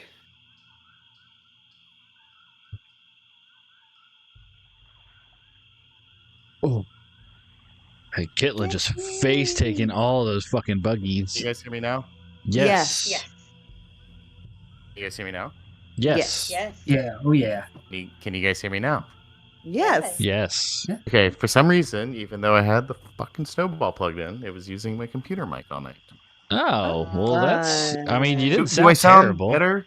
You No, do it sound. sounds fine. Yeah, you sound better. You sound more clear, but it didn't sound bad earlier. Yeah. Discord lied to me. I'll never forgive it. The flower seems annoyed that you have fended off its initial attack with you. Oh, thank Dominic. God. So you see one of the fronds, the yellow blossom, actually leans back and hurls a like globule of the sap at you. Will you make a dexterity saving throw as you try to duck out of the way? Cool. Love that. Yep. Come on. 12 again. Oh my gosh. You are able to narrowly dodge it, much like Thank Han God. Solo in the cantina and Mos Eisley when Greedo shoots at him. Narrowly missing this. And you hear it sizzle as it passes you. Oh, acid. Awesome. Love that. As you kind of turn and look at the sizzling acid, you look back and you see a thorny vine has shot out from the red blossom and attempts to hit you. Oh my gosh. There's a 17 hit. Defensive duelist it does not. You I use get my your reaction. rapier up in time and defend yourself against its attack, and the thing is harmless against you, Dominic. That will bring us to their turn. Now the Gobos have to end their turn, right? That's correct. Okay. All right. Oh, you know what? I'm so sorry, guys. This one failed. Oh, that's too many things. So this guy got left behind because he failed. This one has to go in the water a little bit to try to get out of your to get around your fire burning. So I am gonna roll for the goblin, and that is a natural 2. And you'll see as the ward kind of steps into the water here, the goblin loses his footing as the ward picks himself up, and the goblin kind of falls into the water. This one is going to try to rush past.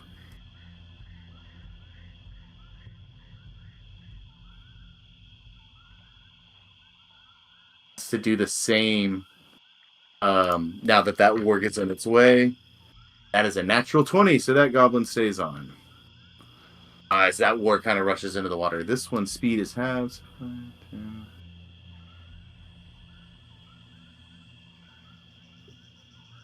Get like right about there-ish. But he's also starting to get into the water. And that goblin also manages to stay on. This one. Oh, because the water slowed it down. Yeah, that's about as far as they can get this turn. That one gets flushed in the water. These two are going to take pot shots. One at...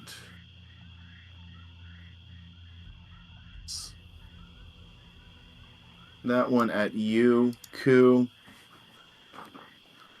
Ku, does a 16 hit you? Oh, it does. Staris, does a 14 hit you? It does. Okay, Staris, you were going to take 7 piercing damage. Oh, shit. Ku, you're going to take 3. No. Oh. How you doing, Staris? I think I was bloodied before, but Cyrus is bloodier now. Okay, good. Bloodier. All right, these guys are going to roll to see if they can keep moving.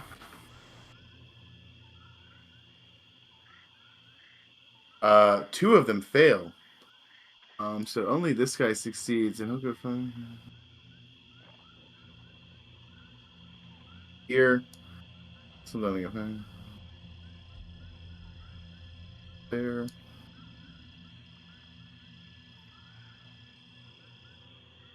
It's about there.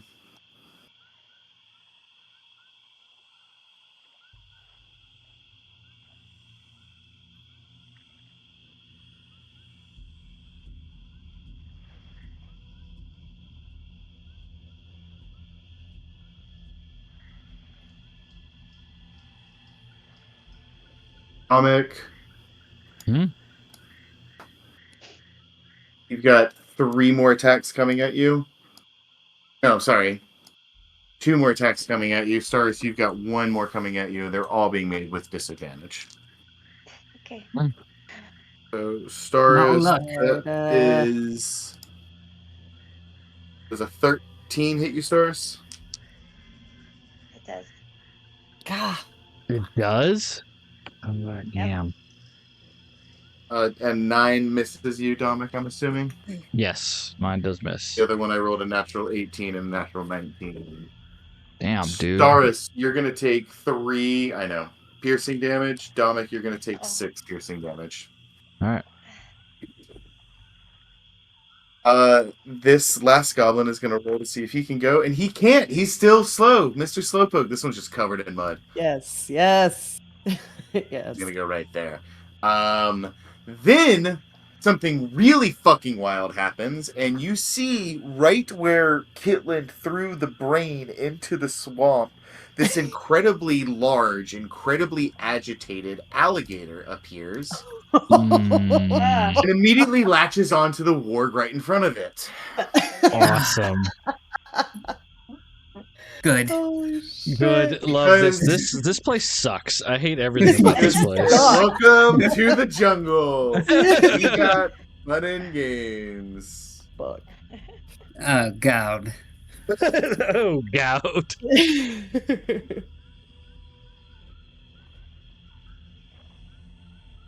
Oh god, that's way too powerful of an animal. Suck it, I'm using it.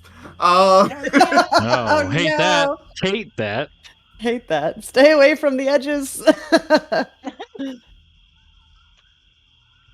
it written down right here. That's not a real number. I also have it written down right here. Oh my god. You see that the as it comes up to bite the warg actually reacts really quickly and gets out of the way, but it doesn't anticipate the alligator to spin around and smack the creature with its tail. Also, it's a little bit bigger than this because this is the stat block I'm going with, so hold please. Oh, no. That was a big boy.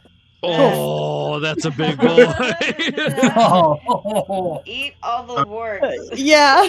Who's a hungry boy? That warg with its tail. This is because of Kitland. So remember to thank him and all of his craziness. So good. Hold on, this will actually make this easier so for me. muck grub infested crocodile. Two, roll 2d8 Right. for me. Me? Yeah. 2d8? Just because I want someone else to roll. Yeah, no, that's fine. All right, let's go to d8. There you 5 go. and 6. Nice. Okay, cool. Where's the word that took some damage?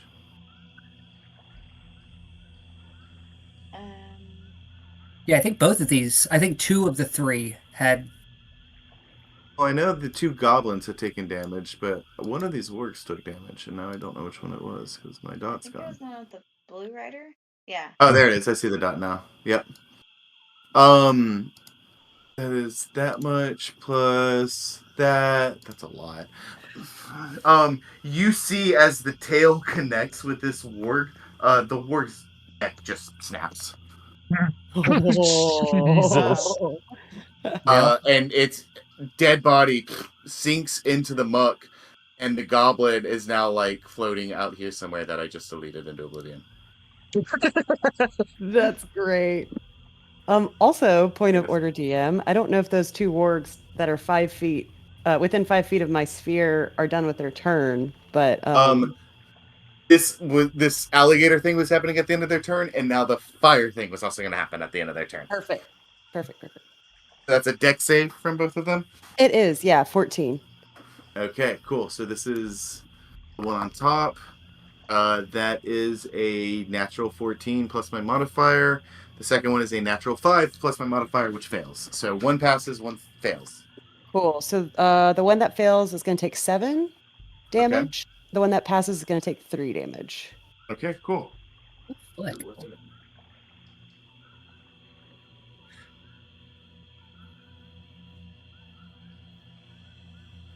Got it. You said 7 and 3. Yep. Okay, cool. That is the end of their turn. That now brings us to your turn, Bernie. The bugbear is on deck. Alrighty. I'm going to make an acrobatics check to see if I can move very far. That's going to be a no because it's a 6. Oh no. Oh, no. So I'm going to Dude. move another 5, 10, 15.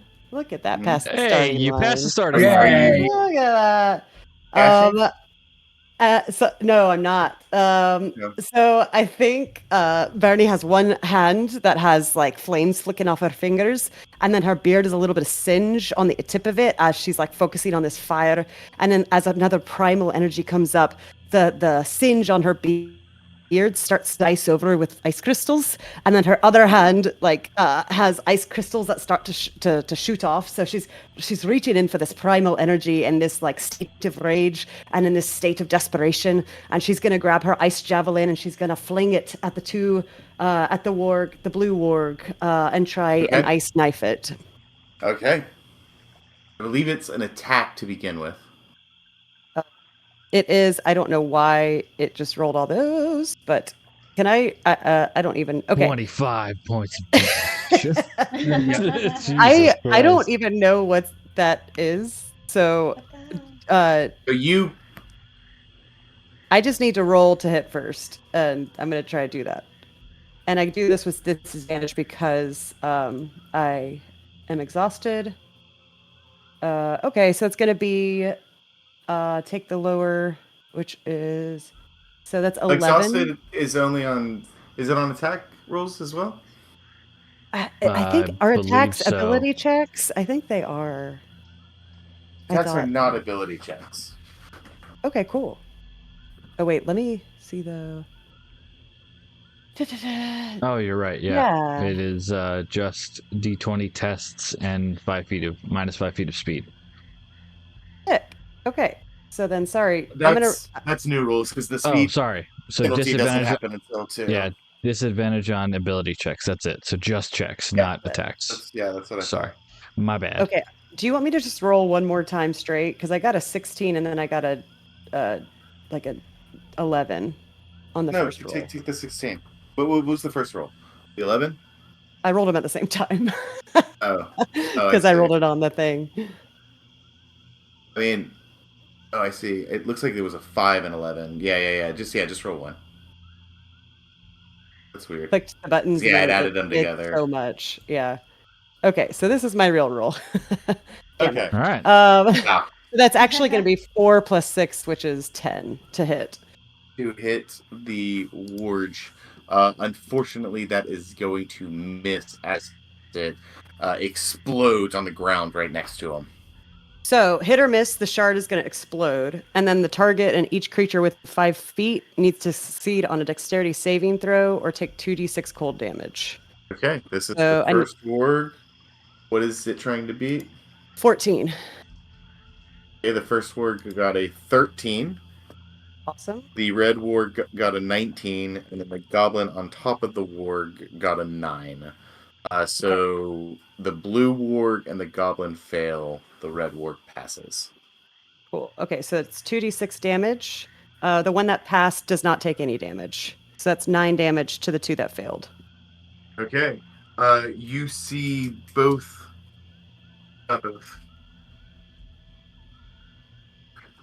You see that as the ice shatters and it splinters and all these shards and fragments go in several ways.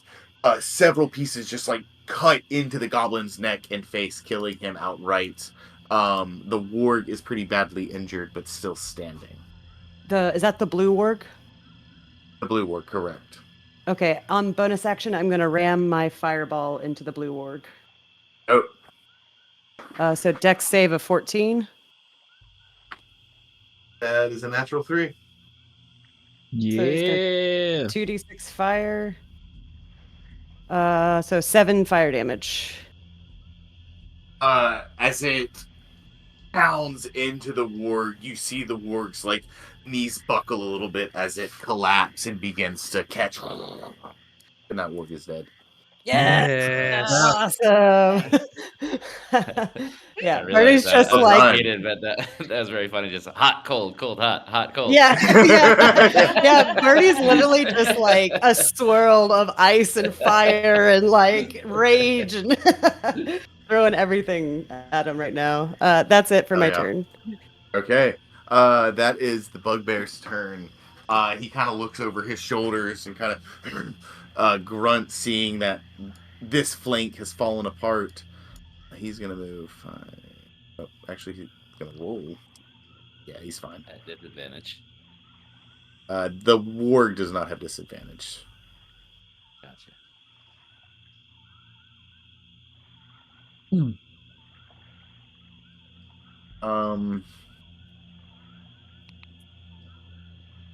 Yeah, unfortunately, he can't do much with his javelins as he just races ahead to get in front of his men.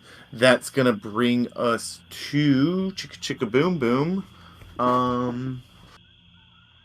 Next to the top of the order, kill. Watch out, Dominic! As Q turns his attention and tries to hurl a firebolt at Domic's friend. Okay, Right roll here. me an attack. Get out of Dominic here. friend.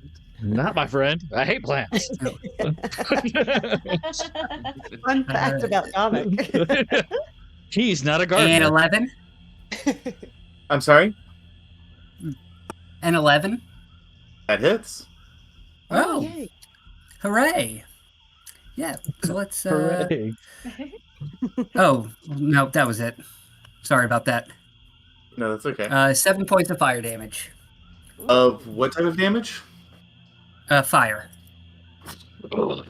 This thing goes up in flames as your attack appears to be, as a Pokemon might say, super effective. Super effective. Yay. Fuck that plant. Awesome. Thank God. Who will make a note of that? Yeah, let's see. Let's get Gundren to run Okay. back up. Okay. Yep. We'll roll that Gonna roll sweet, for him? sweet D20. Oh, he's good. Oh, fantastic. All right. Yeah, let's see. We can say Boom, boom. he can kind of get like right behind Dominic. His move. Yes, that'll be wonderful. Okay. And then I will try and make my move. No. With a 7, I'll take my 15. 5, Okay. 10. Yeah, I'll just go right Yeah, there. let's say you get like we can get one more. Get right there. Okay. We'll be fast and loose with the diagonals tonight. Nice. Cool. And All right. yeah, and then we're gonna Gundren will dodge, and I'll just kind of tell him to get behind Dominic. Hey, with Dominic, you got it, Yep. lad. That's gonna bring us to my bugs. My bugs. My bugs. All right, so here's Dude, if Here's these what bugs happens. take down I- Kitland and Oh my Pamela, that'd be God. wild. I'm so scared. No. while attached, the Sturge doesn't attack. Instead, at the start of each of the Sturge's turns, the target loses, redacted, hit points due to blood loss. Oh, Ah, shit. How many hit points? You broke up right on the most important part. Yeah, I did. Yeah. Oh, weird how that worked Yeah. out. Caitlin, you have 4 of them attached to you. Oh boy. The first one is going to drain 4 damage from you. Yeah. The second one is going to drain you for 7 necrotic damage. Oh my God. Oh. The third one is going to drain you for another 7 necrotic damage. Oh my God. That's it for Holy me. shit, dude. No Are way. you down? No, not yet. And I'm at 1. And then the last one for another 6. Damn. Okay. As Kitland collapses, you see the 4 sturges attached to him just flutter off and fly off into the sky. Damn. It's really convenient that their turn is before my turn. They rolled literally. Actually, they rolled my highest with a 16 Damn. for their initiative. But they do all fly away, very satisfied and full. Pamela has 3 attached to her. Yeah, she's gonna go down too. She is going to take a total of 14 necrotic damage. She's also down. No way. Oh, Flutter away. my God. That'll bring us to Conveniently my turn. Yeah, top of the round. Yeah, it is, isn't it? I'm gonna need a death save from you. Oh shit, dude. As actually no, Droop goes before you, so he is going to roll to see if he can move. Man, the spot is really thick. How you guys doing over there? You hear him shout out. Oh, he gets stuck. Damn it. 15. He is going to dash to get right here. However, that is his action, so he can't get it completed this turn. Guys, not hearing a response from you, Kitlins. That'll bring us to your turn. Can I get a death save for both you and then one for Pamela, please? Oh, God. Oh. Yes. How do you, let me get a pencil or something for Pamela. Or I guess I can just do it on the computer. All right, for me. Okay. For me, it's a nat 1. All right, that's a 7. Okay. No. Wait, Okay. is it a Jesus. nat 1? It's 7. No. 7. 7 looks Oh, exactly like jeez. 1 on D&D Beyond. Oh my god. Fuck. Okay. And then Okay. Pamela is a save. Okay. Okay. Okay. Oh. Yeah, cool. Okay. All right, the important one's saved, guys. I'm kidding. Just trying to break the tension. All right, Kitland, I'm so sorry, but that is going to be the end of your turn since you are unconscious, as is your animal companion. Dominic, you are up. Staris, you're on deck. Fucking plant's dead. Finally. Thanks. I appreciate that. Fuck. I'm gonna keep moving. I need to. I think Dominic is going to.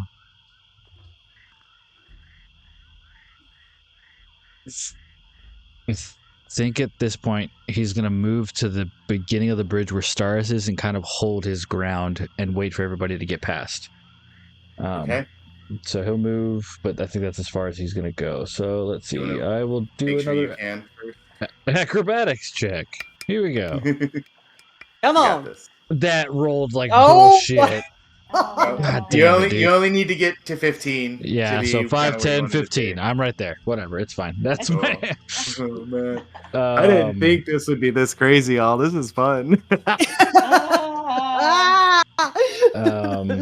And then I'm just gonna, I guess, use my action to At the sturge yelled at the at- end of the bridge. kind of yell to everybody. All right, keep moving. I'll watch the bridge. I need you to get past before I move. And that will be my action. Kind of encouraging Okay. everybody to keep moving. Astaris, you're up.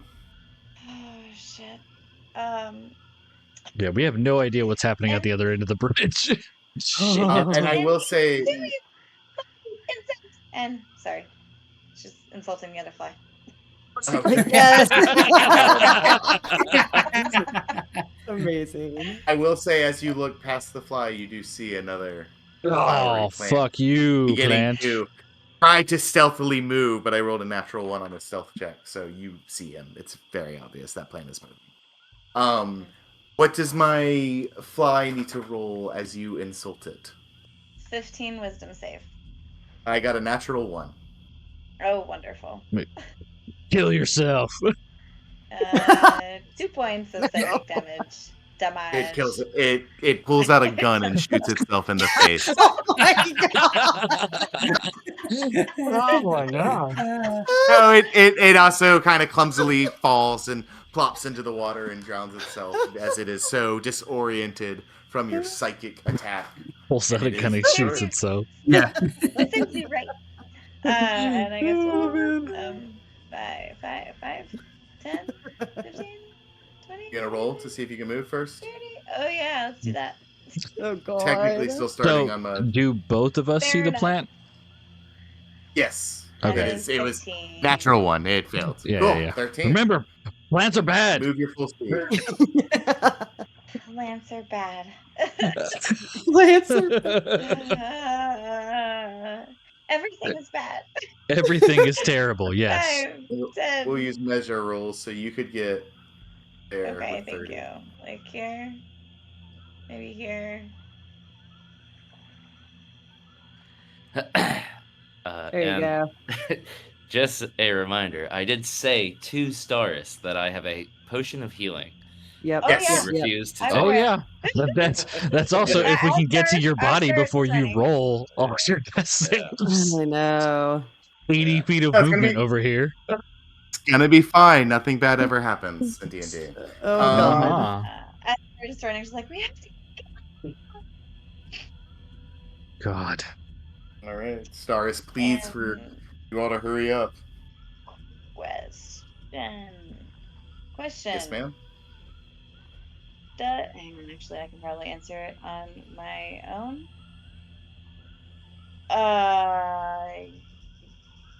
Does bardic inspiration work on unconscious people? No, it does not. Okay. That is all. All right. We also have one I- golden dice in case there's a 1 next turn. That is Good Fair call. Fair enough. Good call. Staris. That brings it to my flower's turn, Okay. Mm-hmm. but it's very God. slow. Go away. That'll bring us to.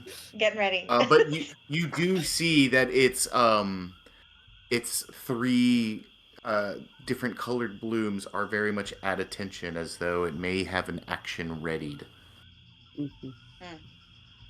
That will end its turn and bring us to.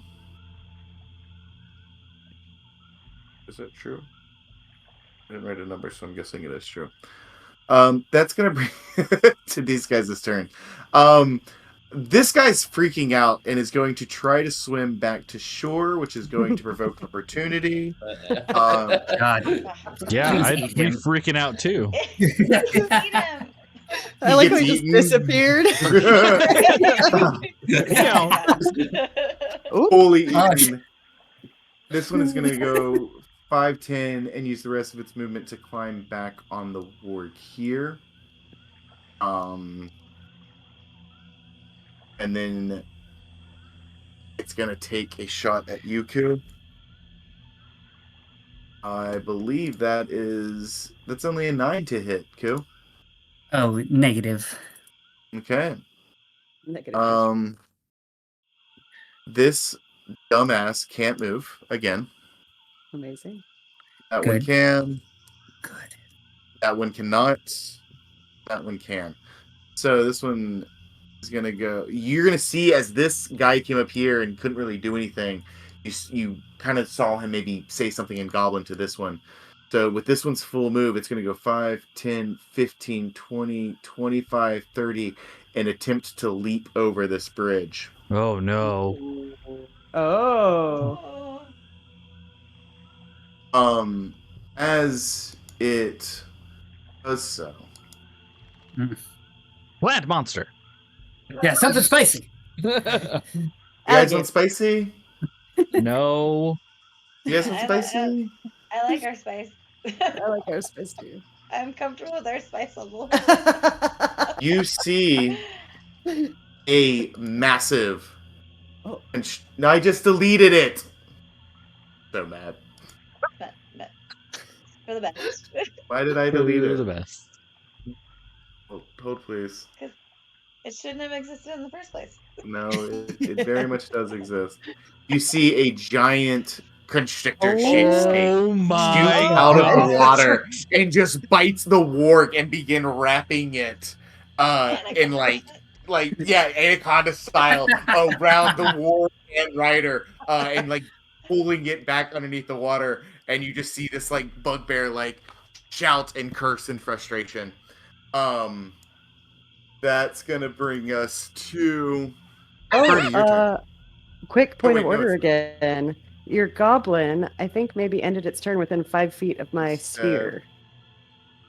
The warg definitely did. Did okay? Did the goblin jump on top of the warg? I think that's what she's trying to say. Yeah. I hear you. Hold on one second. I got Yep. the rest of 5, 10, 15, 20, 25 because they can't move for shit. Yeah, it's a deck save. Yep, 14. All right. The goblin passed, the warg failed. Okay, so 10 damage to the fail, 5 damage to the pass. Damn, max damage. Nice. Let's go. You said 5 to the pass? 5 to the pass. They both look incredibly messed up as the fire is like burning them, and you see the goblins like pulling on the warg to try to get it to start moving, and the warg's like kind of afraid because of the giant thrashing crocodile and the fire, and it's like almost having like analysis paralysis. Oh, that boy. is going to bring it to the giant. Wait, are any of these guys in range actually? Oh yeah. Oh. That is going to be 3 more shots on Dominic. One of them is with disadvantage. I know, I'm a dick, you guys.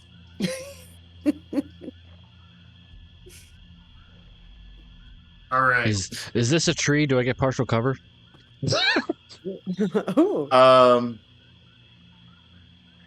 Yeah, actually, I will give you partial coverage. You can add 2 to your AC. Nice. Thank you, DM. What are these guys rolling to attack? Okay, all right. So this is the first one with disadvantage. That is going to be a 9 to hit with the mod to your AC. Does not hit. Okay, this is the next attack, just normal. That is a 12 to hit. Does not hit. And even less as the arrows go wide, and these Thank God. goblins are. It's sticky, tough terrain. The wargs don't have even footing, and the goblins are getting jostled around a bit. Between that and the cover of the trees, they cannot find purchase on their attacks. All right, that will bring us to the giant crocodile's turn. Go ahead and roll your rot grub damage for the giant crocodile, please, Kitlin. Oh my gosh. 8 the heart. That's awesome. Oh my god. What is that again? I don't know. It's like 2d4, 2d6. One of those. Can't remember. Grub, 5e. I think it was 2d4. Yeah. 1d6 poison damage at the end of each turn. Ooh, 2d6 then. Holy shit. What? At the end of each of the poisons, it takes 1d6. Yeah, it's just 1d6. Okay, 1d6. A lot of HP to get through. Yeah. Yeah, But it's working its way down to the heart. that is something I'm not worrying about. Yeah. Honestly, yeah, I feel like we've all just disassociated from the crocodile. Like, it Whatever. doesn't If I exist right survive, now. I'm gonna get in there. We're gonna do some surgery. Oh we're gonna my burn that thing out.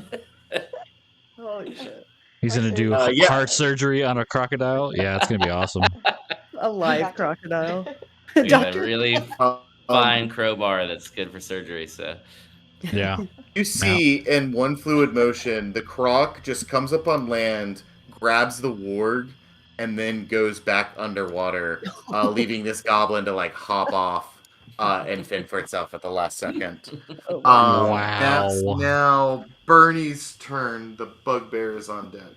Oh my god. okay. All right. Okay. I am going to try and move first. Come on. That's like the equivalent of like throwing a pester ball into the lake in Pokemon Snap, and then like a And just So be like fucking- legendary Pokemon coming out of the freaking water. Yeah. Sounds about right. So close, but not enough. That's a 9. Oof. Hey. Okay, I'm going to move 5, 10, 15. Inching my way up. And I am going to use my action to dash. Or 5, so you get right in 10, front of Ku. 15. Perfect. And I am going to use my bonus action to move the fireball. I don't have control of that, but I'd like to move it. I can move it 30 feet. So I'd actually like to move it right here. Yeah. Oh, That's my turn. cool. Dope. That's going to bring us to this guy who's getting really frustrated. So he's going to roll to see if he can move. Okay, he can. He's barely passed. He's going to go 5, 10, 15, 20, 25, 30.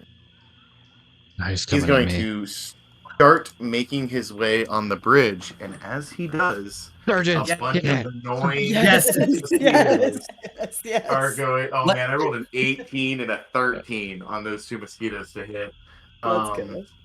Yeah, That is- let them spring all the traps, idiots. Yeah. That's a curse. Idiots. Idiot.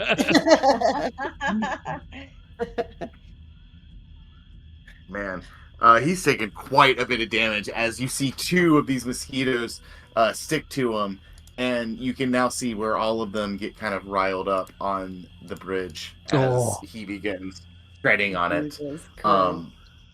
So yeah, this one and nope, wrong thing. Wrong kid dead. I trained Those him on two over are- for a machete fight. Yep. Those 2 are now connected to him. That will bring us to what a silly fight. Awesome. The snake. This whole watery part is just bubbling, and it's bad. And there's a lot of really nasty, horrible sounds coming from it, and nobody wants to go that direction. Snake's gone. That brings us back to the top of the order. Ku. All right. Let's see. Gundren, keep moving, and we'll roll for him. Natural oh, 20. yeah. Holy shit, dude. Who's the next 20? Whoa. So we'll go 5, think 10, 15, 20, 25, Gundren 30. is going to be a little defiant in this moment, Ku. Uh-oh. Oh, And seeing Bernie really struggling to keep up, he's going to move closer to you, Bernie, until he's adjacent with you. And for the remainder of the rounds, since it seems that the closest threat has been dealt with, he's going to use his help action Sick. to give you advantage on your checks to just Oh, make them a man. straight roll now. And basically, like, put an arm around you. He's like, all right, lass, I've got you. And kind of now move alongside you. So he's going to try to help you and move with you as you move. Awesome. That's super cool. Just to mix it up a little bit on you, Ku. So your turn is fully now yours, Ku. Bonus action and all. yeah. Let's see if I can move out of here real quick. Does the 10 do it? That's all you need, baby. Yes. All right. Oh my god. Yeah, let's really? go. 5, 10. Yes, that's all you need. I know. It's Fucking you've been hell, rolling like dude. shit. Yeah, so let me go up here. I would. Yeah, all right. Now I think we're gonna do this. Ku pulls out the spell book, and as he flips through some of the pages, he conjures up these knives, and in an instant they turn into streaks of fire. Yeah. And I will be casting Magic Missile at Yeah. 3rd level. Hell yeah. Ooh. No, 2nd level. I'm sorry. With my 3rd and final spell slot. Excuse me. Hell yeah. And they will be doing fire damage. I've got one going here. Boop. Yeah, okay. One going here.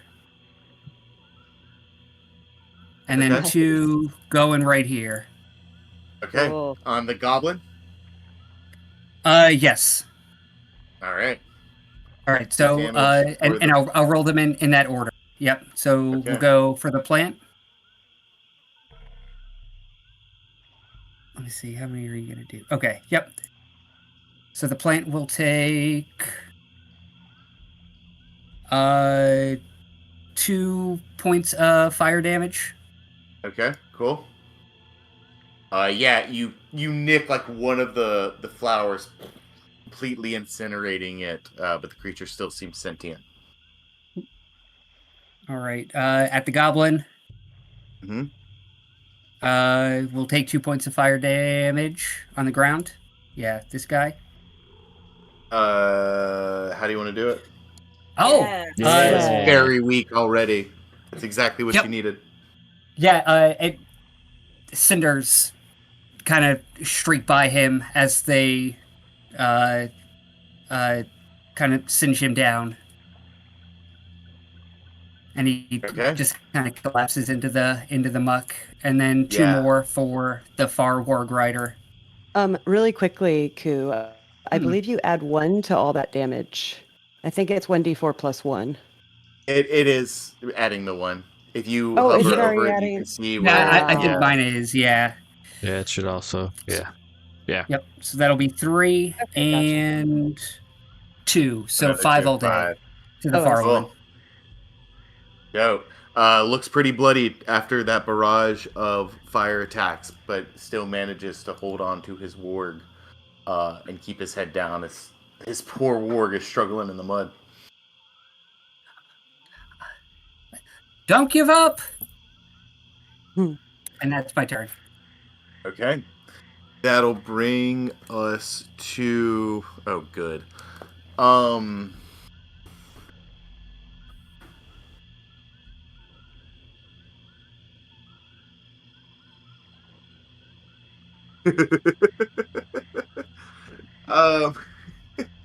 you see, as this bugbear tries to just power through, riding through all these sturges and more Yeah. latch onto him, he just becomes more withered as he just loses too much blood and actually passes out from blood loss and splashes into the water. No Yes! way. Oh boy. Let's go! Yeah, meat Those 2 hook. That's what you sturges get, will you fly bitch. away. The warg is going to keep rushing through, though. The first one will take an opportunity attack against the warg. That is a. I'm playing with myself. That is a blank hit. It does hit, so the warg is going to take. Oh my Jesus, these things fucking hurt.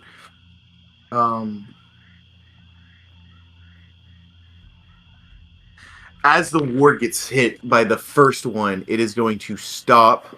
See that it got hit by this mosquito. See where it's at it, and try to like nibble it off of itself. But it's in a spot where it can't quite reach. Oh wait, this isn't the warg's turn. This is the fucking Sturge's turn.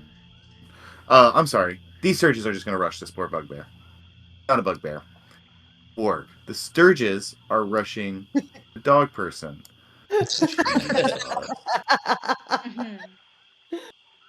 First one already hits. Second one misses. Third one hits. Fourth one misses. Okay. Warg is taking some damage. 2 of them are attached. 2 of them are buzzing away freely still, trying to find a meal. That is the end of the Sturgis turn. Now it is Droop's turn. Droop is going to use his action to get this thing on, see if he can move. The net is fully set up. Droop cannot move, so he's going to struggle to go 5, 10, 50. He's going to start screaming at you guys. And he goes to swing open the doors of his wagon. That is the end of Droop's turn. Kitland, you are up. Dominic, you're on deck, followed by Staris.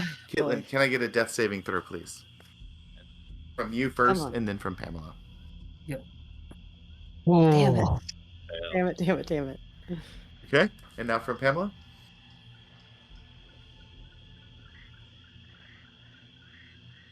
Oh, no. God. Oh my God. Kitlin. All right, Dominic, you're up. Staris, you're on deck. Dominic is going to hold his ground and ready in action to attack if anything comes up to him. He's just going to hold his ground and keep making sure everybody gets past. I think that's If going to be anything his... attacks, if they get within melee range, you'll attack them. Correct. If they get within melee Okay. range, he's going to attack. I And love that will it. be Domic's turn. Staris, you're up. All right. Stars needs to get to Kitlin. She is going to sing softly to herself, heal with haste, heal with might, and cast Healing Word. Oh. Wow. Yeah, Nice. Oh my God. right, because that won't affect him from here, correct? Won't affect who? Kitlin's.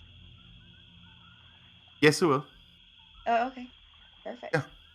Yeah. No, you can healing word a down target. Okay, let's do that. Ugh.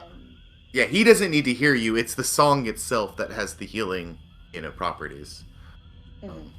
Does it specify that an unconscious target can't benefit from it? Nope, just creature believe creatures it that you can does. see within range. Regains hit points Awesome. equal to 1d4, but I'm casting it at second level because that's all I've got left. Wow. So here we go.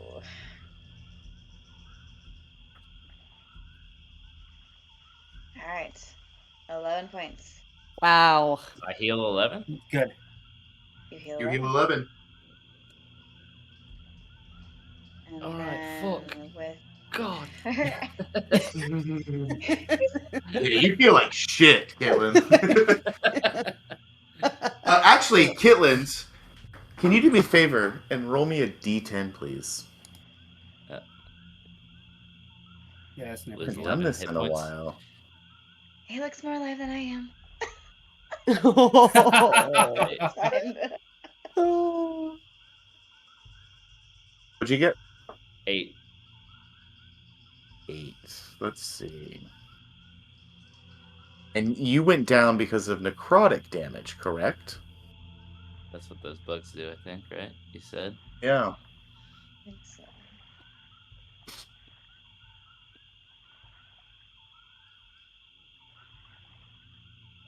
Kitland, the amount of blood you lost from these creatures was so much that you are now suffering from the injury major blood loss. Immediately gain 1 level of exhaustion. Okay. How do I As add you that feel on the... just incredibly weak and weary. I think it's somewhere around HP or your conditions. Somebody help him out. It's Yeah, if under you hit click conditions. conditions, yeah. I see it. I've had frightened on since God knows how long. I see it now. I think you've just been terrified this whole campaign. Until you just woke up just now. Just now. I hope that hasn't been hindering my stats, but yeah. All right. Okay, Yeah. I don't see exhaustion Yeah. in Oh. conditions. If you click conditions and then scroll all the way down to the bottom, there's exhaustion levels. Yeah, there's our legacy chart down here. Okay, okay. And I then I added it for you. one Cool. level of it. Okay. Boy, yeah. I hope frightened doesn't take stuff away from you. I don't think it does. I What don't is- remember. It just last means you time I got can't get frightened. close to somebody, I think. Oh, Yeah, It does close give to you- whatever frightened you. yeah, that's weird. Okay. You are up, but you feel very woozy and weak as you start to come to. Anything else, Stars? Yes. Stars is going to narrow her eyes at the flower in front of her and said, "And you stinky, putrid flower." And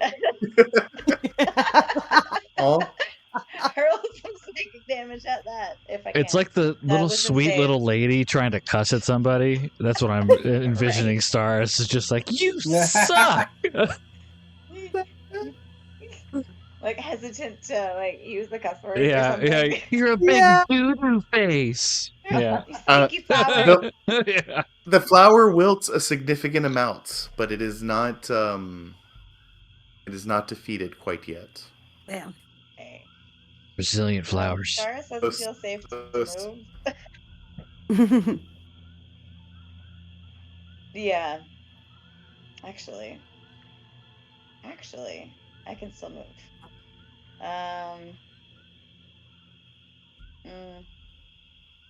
Nope, we're gonna take chances here. We're not sure.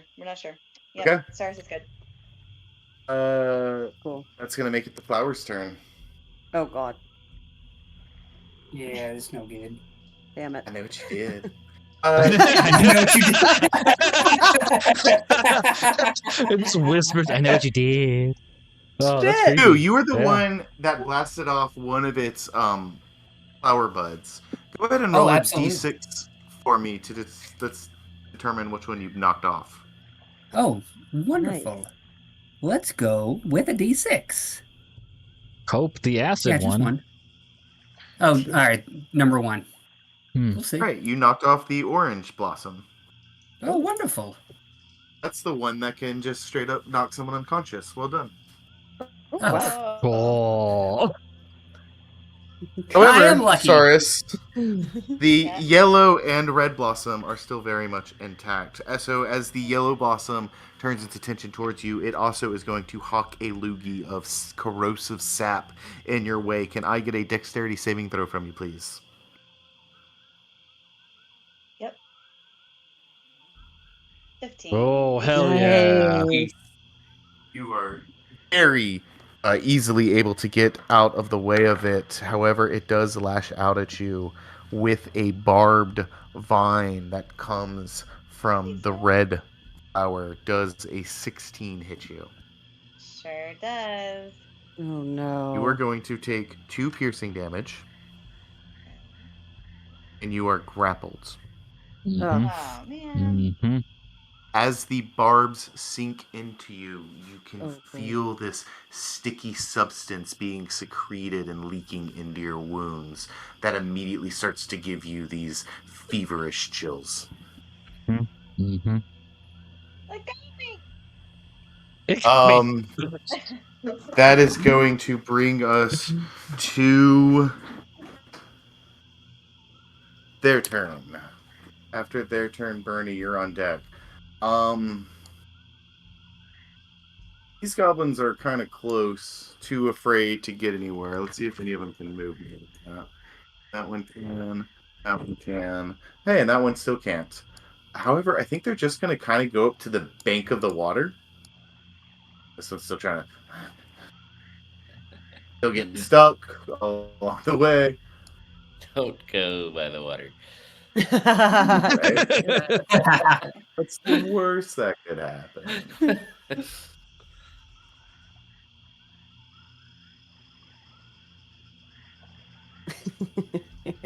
I don't like the arrows. Bro. I hate all those. I know, I hate it.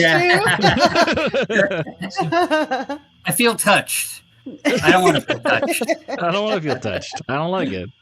One at each of you. One at Yeah, Dominic, one at Q, one at Bernie. Bernie, yours is with disadvantage. Dominic, even with your cover, that was a natural 20. Fuck you, dude. God damn it. Dude, that was a natural 3. Okay, wonderful. And Bernie with disadvantage. That is a 10 to hit, which I think misses. Yeah, that misses. I love you, Dominic. Why are the criticals on me every time? Every Well, it's only 7 piercing damage. Ugh. I feel like Man. the Sturges were doing more damage, just They were. sucking people's blood. Yeah. That arrow just like shoots right into Dominic's shoulder, and Ku, you just see him just cough up a huge amount of blood. Medic!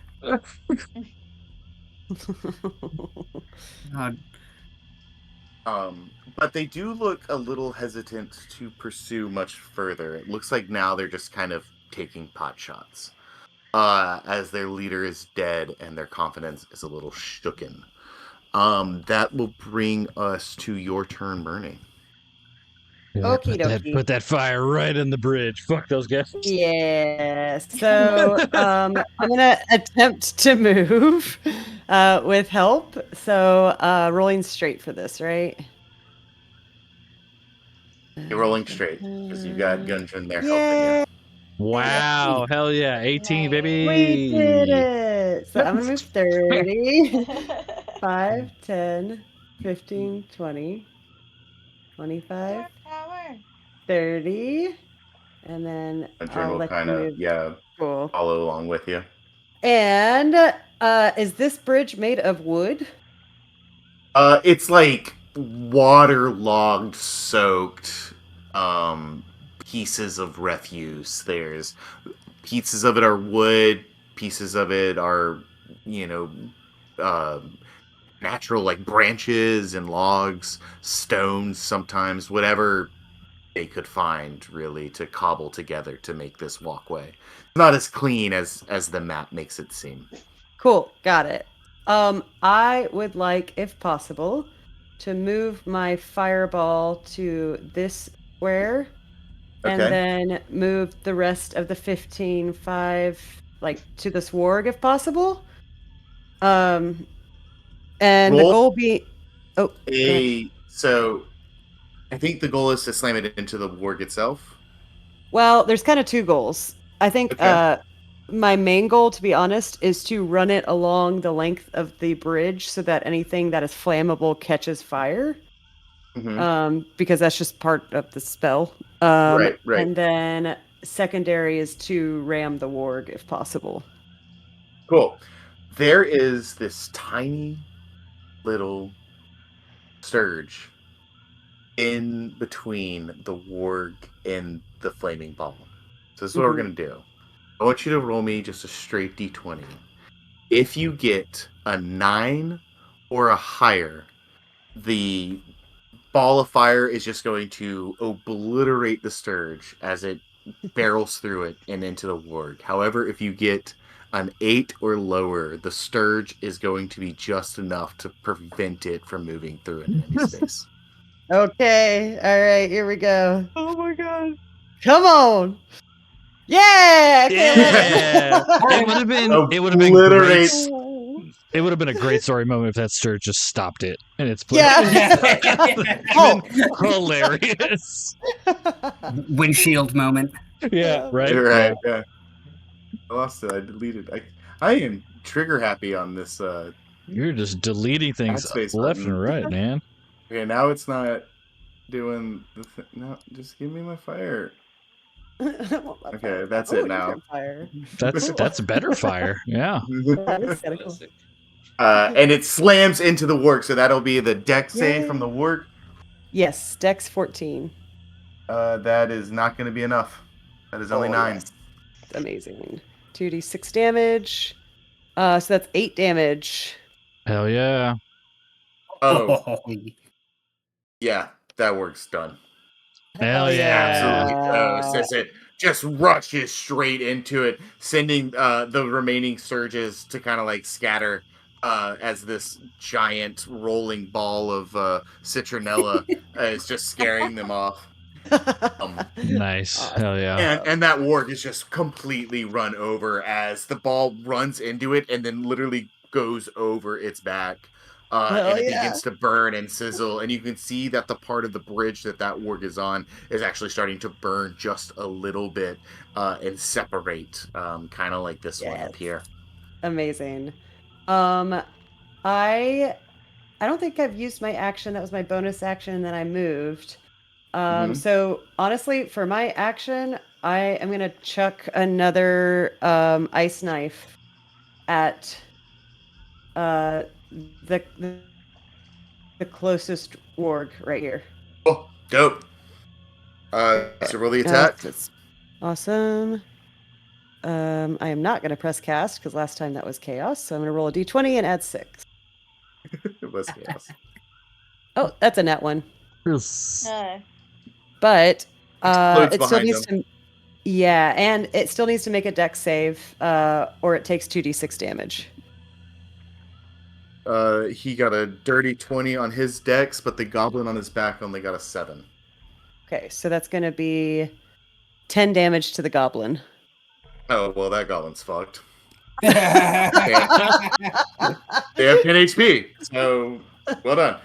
Yeah. As it explodes, the war kind of gets low, which puts like the goblin's like back of his head right in the explosive radius of the shard, and you see the goblin just gets blown off the front of the warg and kind of lands with a heavy thud in the wet mud here. And the war kind of shakes itself and takes a step back a little bit. Cool. That's my turn. Okay. That's going to bring us to... they're dead. Back to the top. Cool. Staris, no! And I'll cast Firebolt at the All right. plant and try and finish it off. Yeah, I'll do that. That's going to hit. Yeah, I'll do that. 3 points of fire damage. Yes. It's doesn't feel like a lot, but it's a lot more to it, and it is enough to send it to Hell the yeah. great beyond. Nice. Anything else with your turn, Ku? No, I'm gonna let Gundren keep carrying or caring for Bernie, and yeah, I'm just going to 5, 10, yeah, and I'll just go 15 right here.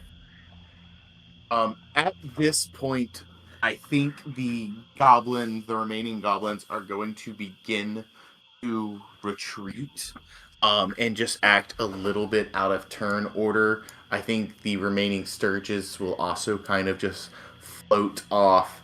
And at this point, I think we will go ahead and remove ourselves from combat. As you all have a pretty straight shot to the net at this point.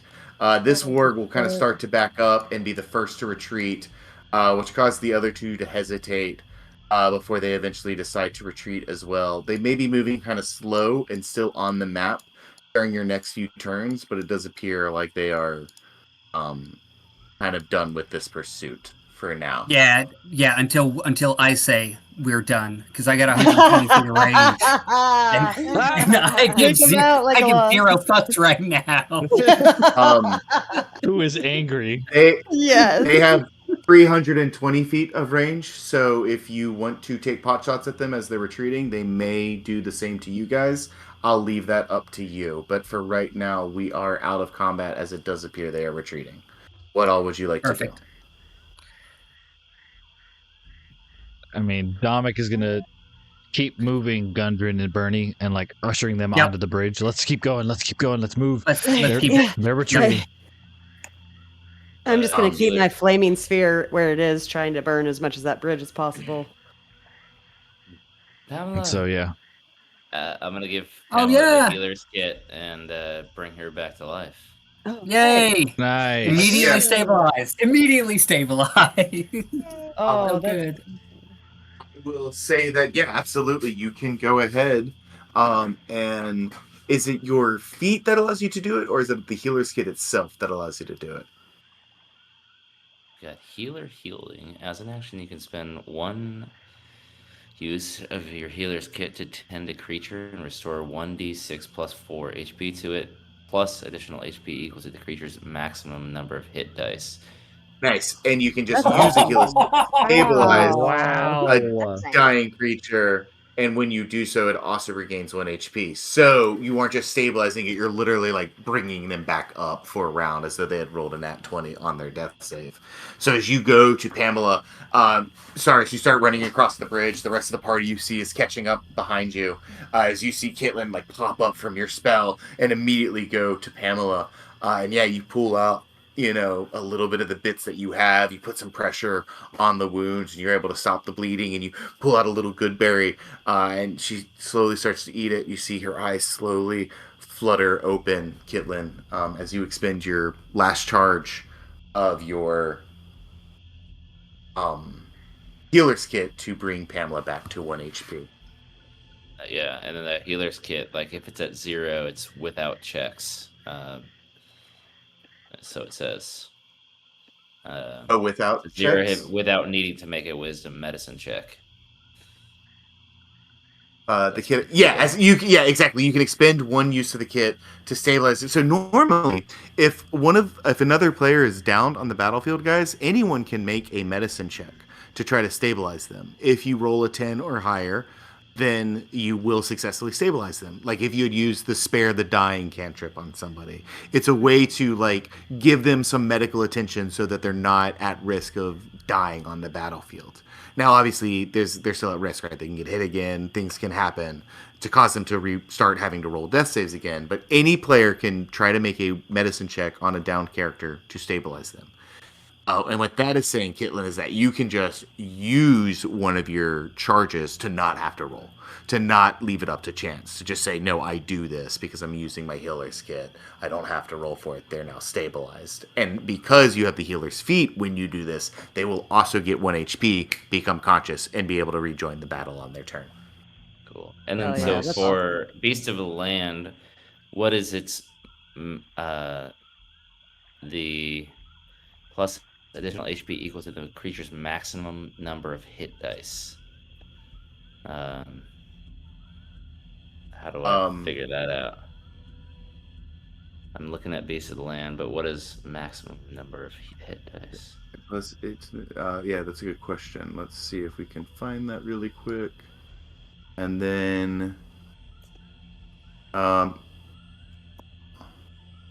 going to go ahead and just say, because it doesn't, I don't, hit points. B says a number of hit dice, D8, equal to your ranger level. So a D8 is its hit dice. Okay.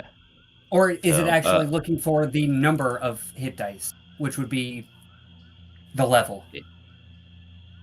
It says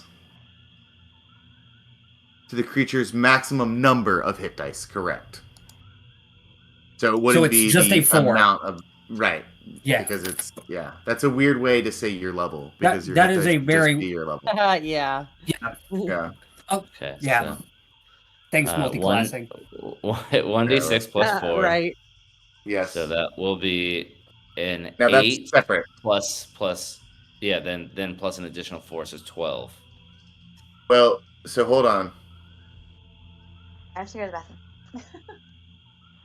So you can either use your 1 use of your healer's kit to stabilize a dying creature and bring it up to 1 HP, or you can use an action to tend to a creature and restore HP to it, plus additional HP.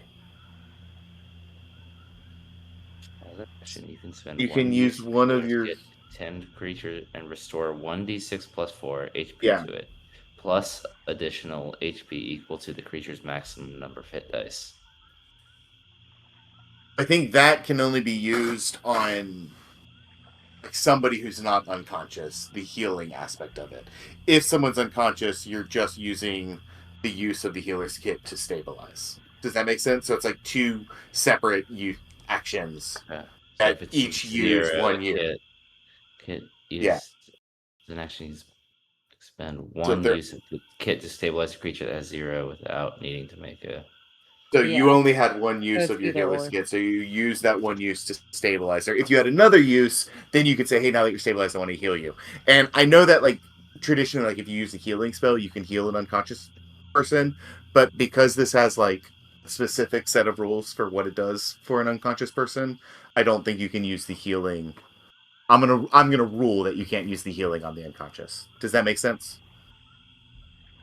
I know it's a new thing, so I get. So how much does she heal? I'll write the number. So she's only at 1 HP right now, but she is stabilized. In that you brought her from unconscious rolling death saves to 1 HP, no longer rolling death saves. So still a good ability, but she only has 1 HP right now. And you're getting that from the healer's kit in the inventory. Yes. And not the and that's because of your feat. That's normally it would just stabilize, but because you were a healer, you're not only stabilizing her, which would just leave her unconscious, you're also bringing her back up to 1 HP. Gotcha. That's the added benefit Did you of the see tool. the thing in actions called healer healing? Yes. Yes, That's the using healer the healing healer's one kit. action. But I'm ruling that can only be used on a conscious creature. Conscious. Gotcha. Okay. Yeah, So, and Pamela's and at be, 1. and your healer's kit only had 1 charge to it. So Right. that's But the other but limitation. 1 charge is 10 things, right? No, one kit can one hold up to one 10 of charges. yes, 1 kit has 10 charges. So that's what I mean by you only have 1 charge, not 1 kit. So you have 1 kit with 1 charge right now, but you could You have get 1 more kit charges. with 0 charges right Or now you have, because yeah, you yeah, just yeah. used it. Yeah. Okay. Yep. Okay. Yeah, sorry if any of that was unclear. Okay. Cool. But she is at 1. You see a very muddy Droop, like rummaging through his the back of his cabin. You got like the slime launcher over one shoulder. He's got a couple of bottles at another. He's like, oh, you're okay. As he sees you kind of tending to Pamela and her starting to get up, and he kind of like looks over your guys' shoulders, like, where are those guys going? As like the last of the goblin and the warg riders race off into the trees, off into the distance.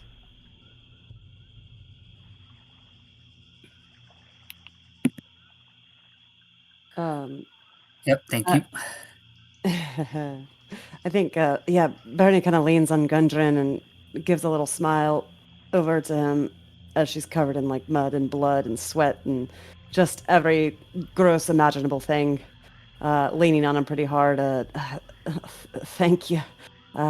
You'd think that these sturdy 3 legs would do better in thick mud, but I've never been in any kind of earth like this before. It's shite terrain to walk in, especially after a day like today. You can say that again. Is everyone all right? It's not doing Not so good. much. No worse What? for the wear. Well, I think I can get us out of here. It's all set up. Kind of like points over his shoulder at this bent tree with several pieces of rope coming from a net that's been wedged underneath the wagon with like a bunch of strain on it. Yeah, just crawl into this net here and grab out of the wagon and hang on tight.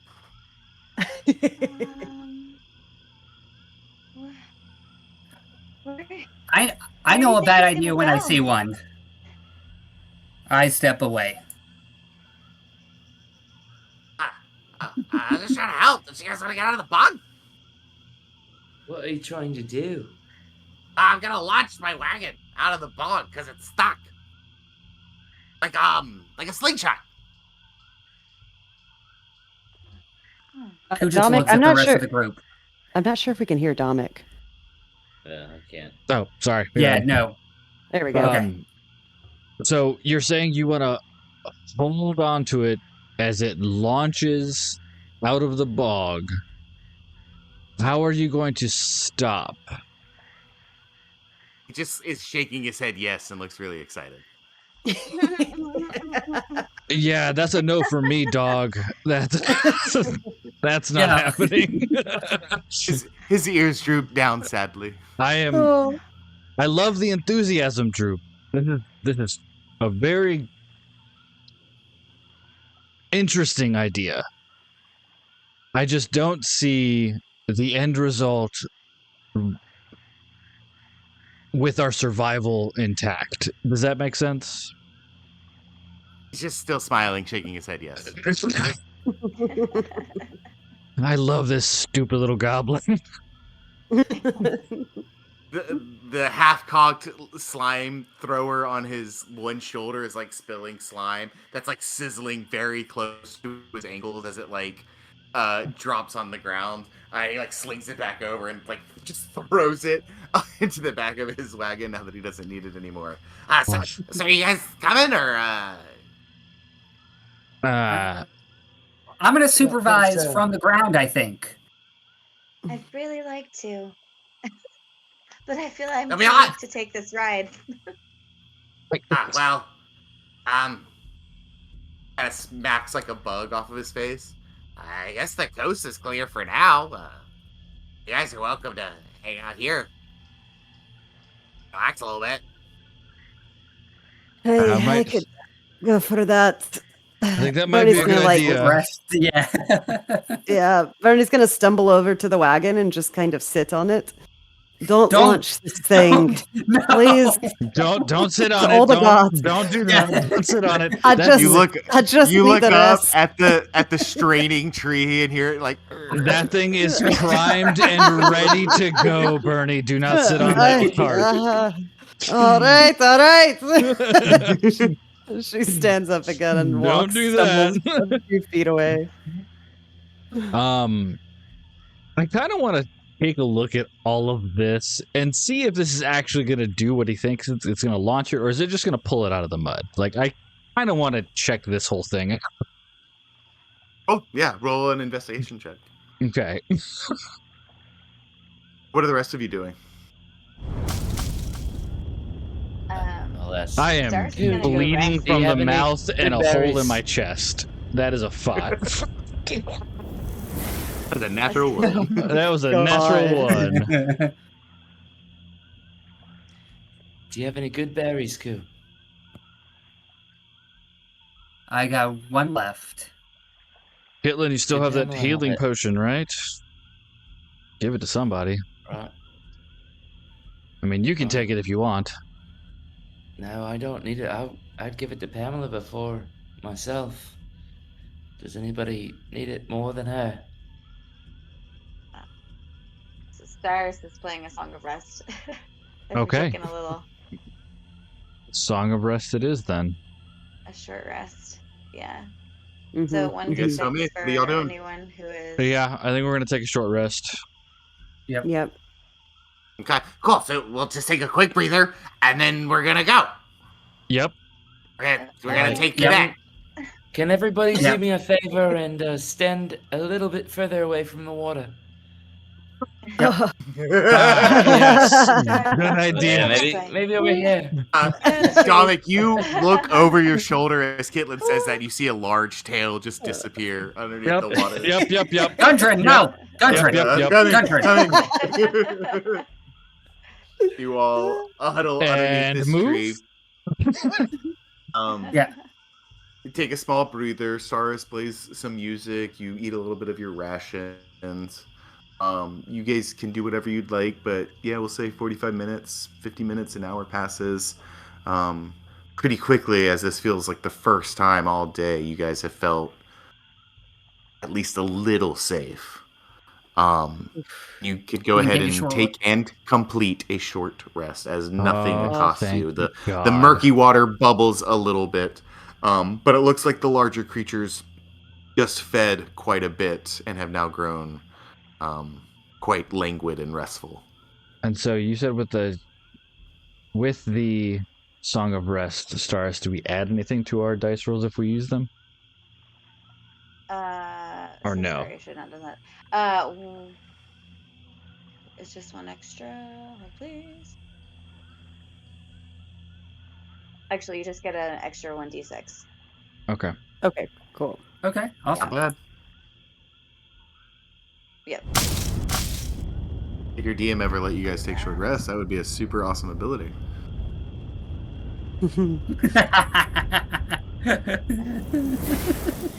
And then you said another D6. All right. Another d6, correct. That is.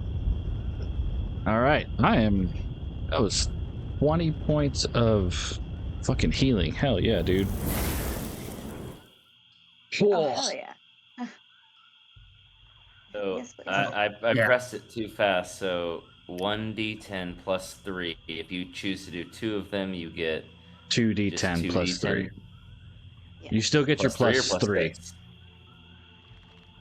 Is it You only plus get the 3 or 1d6 plus- once. You only get the 1d6 once. Well, she's talking about the addition of the dice. So it's like for one of his dice, it is 1d. Like for me, it's 1d10 plus 4. So for 2, it would be 2d10 plus 8.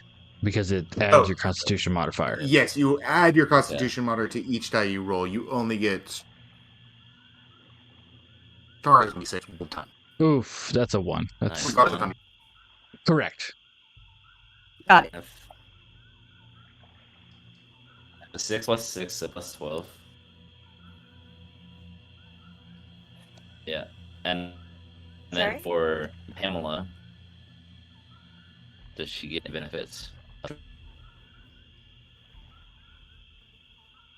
DM, does Pamela get short rest benefits? Does Pamela get a benefit of a short rest?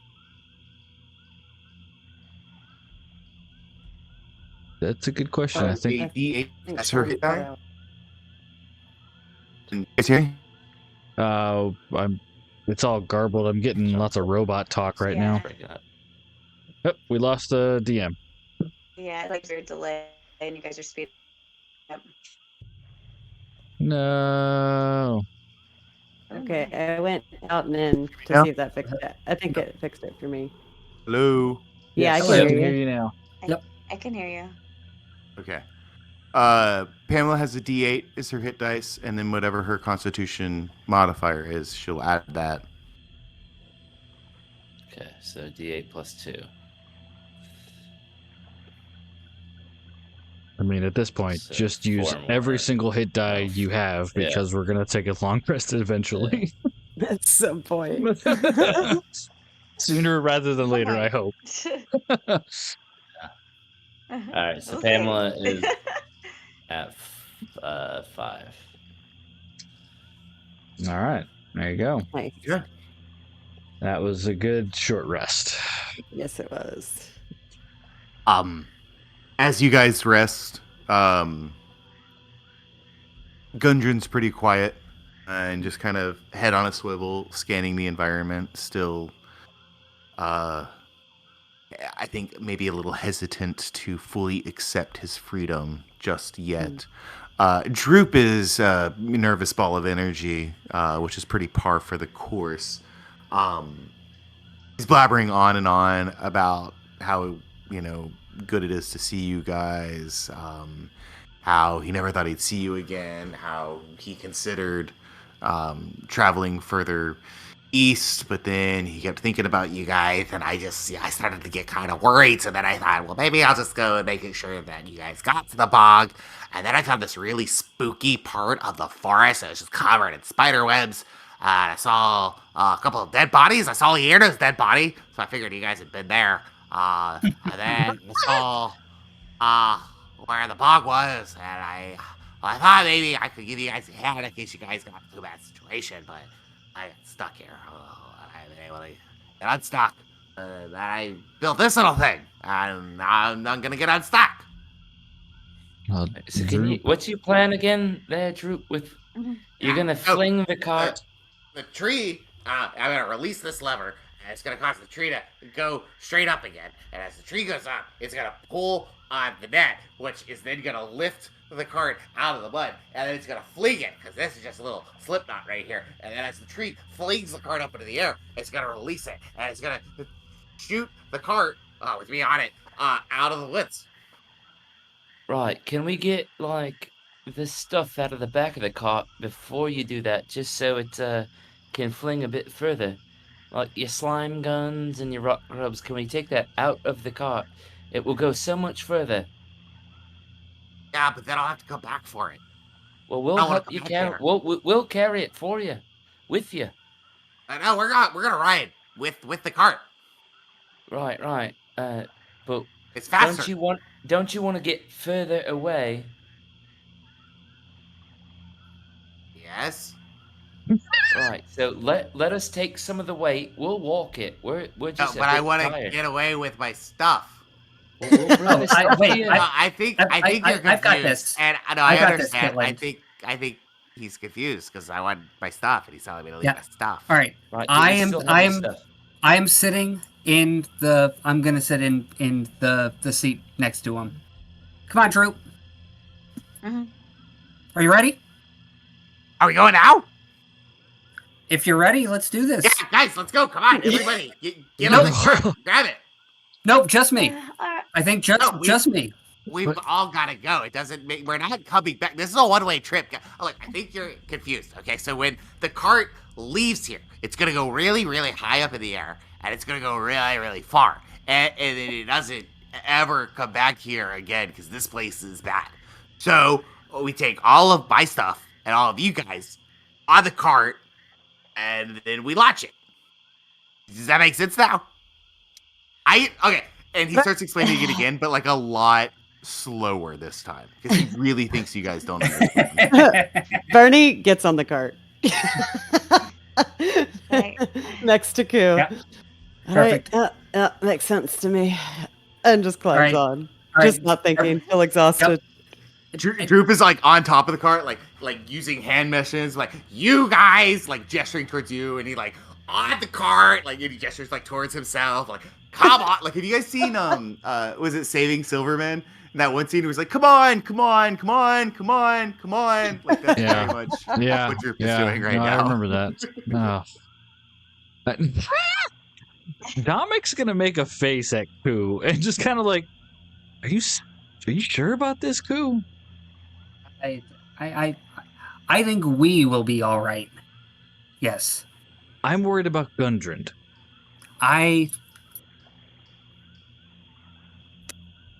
Right, do you have some sort of inflatable bit in this car? How is it going to make the landing without blowing up all your stuff? Yes. Yeah, what? I think you guys are still confused. All right, so and he starts explaining it again, even slower. I'll be honest, at Listen, this point, I this- just want to get out of this place as fast as possible. Yeah, but if we land and die on the impact, like that's not helping us anymore. Maybe it'll be better than being stuck in this swamp. That's morbid, Bernie. I know you're exhausted, but come on. I'm just saying. That point. I was exhausted too. I never went down the I want to kill myself route. I think we'll be fine. I'm not worried Rock about crab, us. Rock crab, crocodile, and giant snake. Yeah, I'll be just riding Pamela right behind you guys. So I'm gonna move. We're out not the way. splitting the party. If we're all doing this, we're all doing it. Agreed. Tell it, it's I'm not- perfectly safe. I'm not doing it with Pamela. I tell you, she's already been bad today. I can't do that to her again. Right then, Bernie gets off the wagon. Man, we're just pulling your arm so hard to get out and get done with this.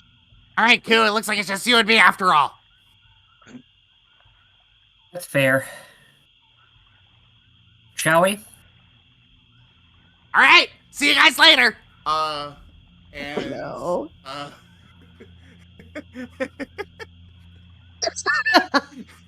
Droop takes out like a hand axe and just chucks it at the mechanism that is keeping the tree bent. Mm-hmm. If nobody does anything, you all see he hits it dead on. The tree goes completely erect. The net bunches up around the cart and like a trebuchet slings the cart, Droop, and Koo Oh, God. hundreds of feet into the air. Mm-hmm. And that is where we will end tonight's session. Oh my god. Oh my god! So far. Oh. God damn it. None of that Oh, went how I thought it would. And that was amazing. the Because Droop was fully going to do it without you guys if you wanted to just walk the long way. Oh, that's so Yes. good. And now, who and Droop Jesus have been here, Christ. literally like Team Rocket blasting off again